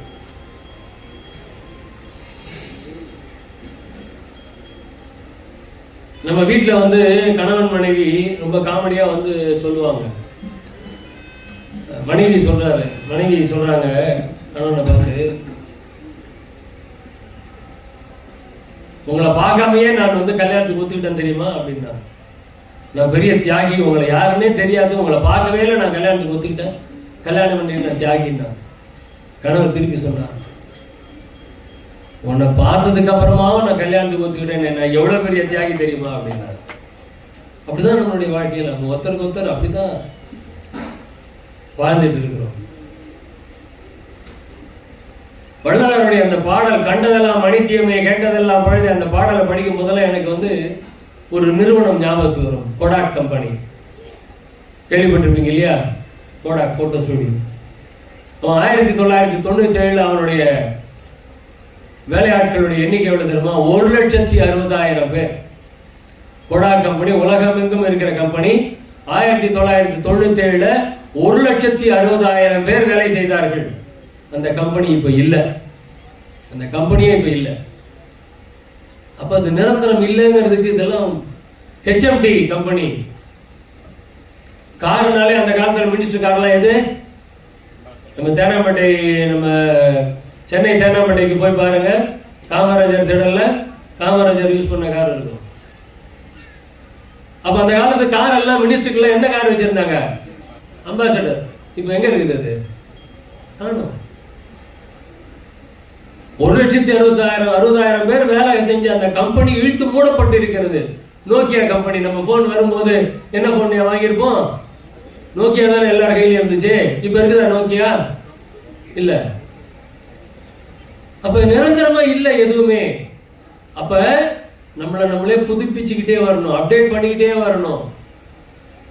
நம்ம வாழ்க்கையில நம்ம அப்டேட் பண்ணிக்கிட்டே வரணும். என்ன அப்டேஷன்? இப்போ சன்மார்க்க அப்டேஷன் ஆகணும். இப்போ நம்ம எல்லாரும் சன்மார்க்கத்தில் அப்டேட் ஆகணும் ஐயா, இல்லாட்டி போயிடுவோம், காணாம போயிடுவோம். STD பூத் எங்கேயாவது பாக்குறீங்களா? இப்போ STD பூத் எங்கேயாவது இருக்கா? ஒண்ணு கூட இல்லையா? பேருக்கு கூட இல்லை. ஏன் போச்சு? மொபைல் வந்துச்சு, அப்டேட் பண்ணிக்கலன்னா முடிச்சு, எல்லாம் போச்சு. HMT company, Dynora TV. அந்த காலத்துல டைனோரா டிவி தானே அப்படி ஷட்டர் போட்டுருக்கோம், பார்த்துருக்கீங்களா? மூடியோட வரும். அந்த கம்பெனி எங்கே போச்சு? நீங்கள் காணும். இப்படி பல விஷயங்கள் அடிக்கிட்டே போகலாம். அப்போ நம்ம அப்டேட் ஆகணும். நம்ம வாழ்க்கையில் இந்த உலகத்தில் நம்ம இருக்கணும் அப்படின்னா சன்மார்க்கத்தில் அப்டேட் ஆகணும். என்ன அப்டேஷன்? இந்த நெஞ்சறிவுறுத்தலை படிங்க, அப்டேட் ஆகிடுவீங்க. முதல் திருமுறையில் இருக்கக்கூடிய அந்த நெஞ்சறிவுறுத்தல், ஆன்ம விசாரத்துக்கு போங்க, அப்டேட் பண்ணுங்க. இந்த விசாரம் தான் அப்டேஷன், வேற ஒன்றுமே கிடையாது. நாலேஜ் நம்ம அப்டேட் பண்ணிக்கிட்டே வரணும் ஐயா. என்னதான் PhD பண்ணாலும் சன்மார்க்கத்தை படிக்கல, திருவருட்பா படிக்கலைன்னா அவர்கள் அறிவிலிகள், அறிவாளிகள் அல்ல. எந்த பட்டமும் வாங்காம திருவருட்பாவை படிப்பவன் அறிவாளி, புத்திசாலி இல்லையா? அந்த மாதிரி தான் நம்ம இருக்கணும். ஊபர், ஓலாலாம் பயன்படுத்துறீங்களா இல்லையா? பயன்படுத்துறீங்களா? அவங்க கிட்ட ஒரு கார் கூட சொந்த கார் கிடையாது. அந்த கம்பெனியில ஒரு கார் கூட அவங்களோடது கிடையாது. ஆனா அவன் தான் இப்போ உலகத்துல கொடி கட்டி பறக்கிறான் இல்லையா? அப்ப எப்படி இருக்குது பாருங்க. அவன் அப்டேட் பண்ணிக்கிட்டான். இந்த உலகியலே அப்டேஷன் தேவை இருக்குது. அப்ப அருளியல்ல நம்ம அப்டேட் ஆக வேணாமா? இந்த அப்டேஷன் என்ன? மற்றறிவோம் எனச்சிறிது தாழ்ந்திருப்பீர், ஆனால் மரணம் எனும் பெரும்பாவி வந்திடுமே, சற்றும் அதை நம்மாலே தடுக்க முடியாதே. எத்தனை மார்க்கத்தை நம்ம பார்த்திருந்தாலும் அத்தனை மார்க்கத்திலும் மரணம் உண்டு. மரணத்தை தடுக்க முடியாது. எதால தடுக்க முடியும்? அப்டேட் பண்ணுங்க. சமரச சன்மார்க்க சங்கத்தவர்கள் அல்லால் அதனை எற்றி நின்று தடுக்க வல்லார் எவ்வுலகில் எவரும் இல்லை கண்டீர். இதுதாங்க சன்மார்க்கத்தை அப்டேஷன். நம்ம வாழ்க்கையில் அப்டேட் ஆகணும் அப்படின்னா சன்மார்க்கத்துக்கு வர்றதுதான் முதல் அப்டேட். அதில் வந்து படிங்க, இதை படிச்சுக்கிட்டே வரணும். ஒரு பெரிய தொழிலதிபர், ரொம்ப அற்புதமா தொழிலதிபர், அவரு ரொம்ப நொடிச்சு போயிட்டார். போதும், முடிஞ்சிருச்சரா வாழ்க்கை அப்படின்னு அப்படி சோகமா அப்படி நடந்து வந்து அப்படி ஒரு சோத்துல சாஞ்சிக்கிட்டு நிற்கிறார். எதிர்க்க ஒரு குப்பை தொட்டி அப்படியே நின்றுட்டே வேடிக்கை பார்த்துட்டு இருக்கிறார். வர்றவங்க போறவங்க எல்லாம், நீங்க எல்லாம் என்ன நல்லாவா இருக்க போறீங்க அப்படின்னு, இப்பெல்லாம் நல்லா தான் இருக்கும், அப்புறம் எல்லாம் போயிடும் அப்படின்னு என்னமோ யோசனை இருக்கு. அப்படி யோசனை பண்ணிட்டு அந்த குப்பை தொட்டியை பார்த்துட்டே இருக்கிறாரு. அந்த ஒரு ஆள் அப்படியே முதுகில் ஒரு பையை மாட்டிட்டு ஒரு ஆள் வராரு. அந்த குப்பை தொட்டிக்குள்ளார என்னத்தையும் கலர்னாரு. கொஞ்சம் பேப்பரு அட்டைங்கள்லாம் அடிச்சு எடுத்து அந்த பையில போட்டுக்கிட்டு போறாரு. கொஞ்ச நாள் கழிச்சு இன்னொருத்தர் வர்றாரு. அதே மாதிரி அந்த குப்பை தொட்டியில் இருக்கக்கூடிய பிளாஸ்டிக் பொருளெல்லாம் எடுத்து பின்னாடி பையில மாட்டிக்கிட்டு போறாரு. என்னடா? அதுக்கப்புறமா ஒருத்தர் வர்றாரு. அங்க இருக்கிற பாட்டில் எல்லாம் எடுத்து பையில போட்டுக்கிட்டு போறாரு. அப்புறம் ஒரு நாய் ஒன்று அப்படியே வருது. அங்க இருக்கிற இலையில இருக்கிற சாப்பாடெல்லாம் சாப்பிட்டுட்டு போகுது. பின்னாடி ஒரு மாடு வருது, அந்த இலையை சாப்பிட்டுட்டு போகுது. இவருக்கு அப்படியே பொறி தட்டுது. ஆனா குப்பை தொட்டி அது வீணா போனதுன்னு நினைச்சிட்டு இருக்கிறோம். அதுல இருந்து இவ்வளவு பேர் வாழ்க்கை வந்து அவங்களுக்கு உதவி பண்ணுதே அப்படின்னு ஒரு யோசனை வருது. ஒரு ஆள் பேப்பர் எடுத்து போட்டு அவர் பிழைக்கிறதுக்கு போறாரு. இன்னொருத்தர் பாட்டில் எல்லாம் பொறுக்கிட்டு அவர் பிழைக்கிறதுக்கு போறாரு. இன்னொருத்தர் வந்து அங்கே இருக்கிற பிளாஸ்டிக் பொருளை எடுத்து அவர் பிழைக்கிறதுக்கு போகிறாரு. ஒரு நாய் வந்து அங்கே இருக்கிற சாப்பாடை சாப்பிட்டு அது வாழறதுக்கு போகுது. ஒரு மாடு வந்து அந்த இலையை சாப்பிட்டு அது வாழறதுக்கு போகுது. ஒரு குப்பத்தொட்டியில இருந்தே இப்படிப்பட்ட ஒரு வாழ்க்கை இத்தனை பேரை காப்பாற்றுற அளவுக்கு அந்த குப்பத்தொட்டியே இருக்கின்றது என்றால் நாம என்னையா இப்படி ஆயிட்டோம், நொடிஞ்சு போயிட்டோமே அப்படின்னு அப்படியே ஒரு புத்துணர்ச்சியோட போய் மறுபடியும் அப்படி வாழ ஆரம்பிக்கிறார். அப்படிதாங்க இதுவரை இருந்தது போல் இனியும் பின்காலம் கழிக்காமல் அற்புதமான இந்த வடலூர் பெருவெளிக்கு வந்திருக்கின்றோம். இந்த ஒரு பெரு உணர்ச்சியோடு வள்ளல் பெருமானுடைய திருவருட்பாவை எடுத்து அப்படி படிக்க ஆரம்பிங்க. அதுல இது உயர்ந்தது இது தாழ்ந்தது அப்படிங்கிறது எதுவுமே பார்க்க கூடாது. நான் உரைக்கும் வார்த்தை எல்லாம் நாயகன் தன் வார்த்தை அப்படிங்கிறார் வள்ளல் பெருமான். இன்னொன்று சொல்றாரு, என் வார்த்தை என் வாய் வீண் வார்த்தை விளம்பாது, என்னுடைய வாய் வீண் வார்த்தை விளம்பாதுன்னு சொல்றாரு. இன்னொரு நம்பிக்கை நமக்கு கொடுக்கிறாரு, ஒருவனால் அனந்தம் பேர்களுக்கு நன்மை உண்டாம், நம்பியிருங்கள், என்னால் உங்களுக்கு நன்மை கிடைப்பது சத்தியம் என்று சத்தியம் செய்து கொடுத்திருக்கின்றார். அதனால இங்க வந்திருக்கிற நாம் எல்லோரும் இந்த வெண்டைக்காவட்டை சுண்டைக்காவட்டைங்கிறதெல்லாம் விட்டுட்டு கோபத்தை விட்டு விட்டேன், புறங்கூறுதலை விட்டு விட்டேன் அப்படிங்கிற மாதிரி ஒரு நல்ல பழக்கங்களுக்கு நாம் வருவோம் என்று கூறி அற்புதமான வாய்ப்பை எனக்கு கொடுத்து அதற்கு எக்ஸ்டென்ஷனும் கொடுத்திருக்கிறதுக்கு நன்றி பாராட்டி அமைதியாக இருந்து கேட்ட உங்களுக்கும் நன்றி பாராட்டி விடைபெறுகிறேன். நன்றி, வணக்கம்.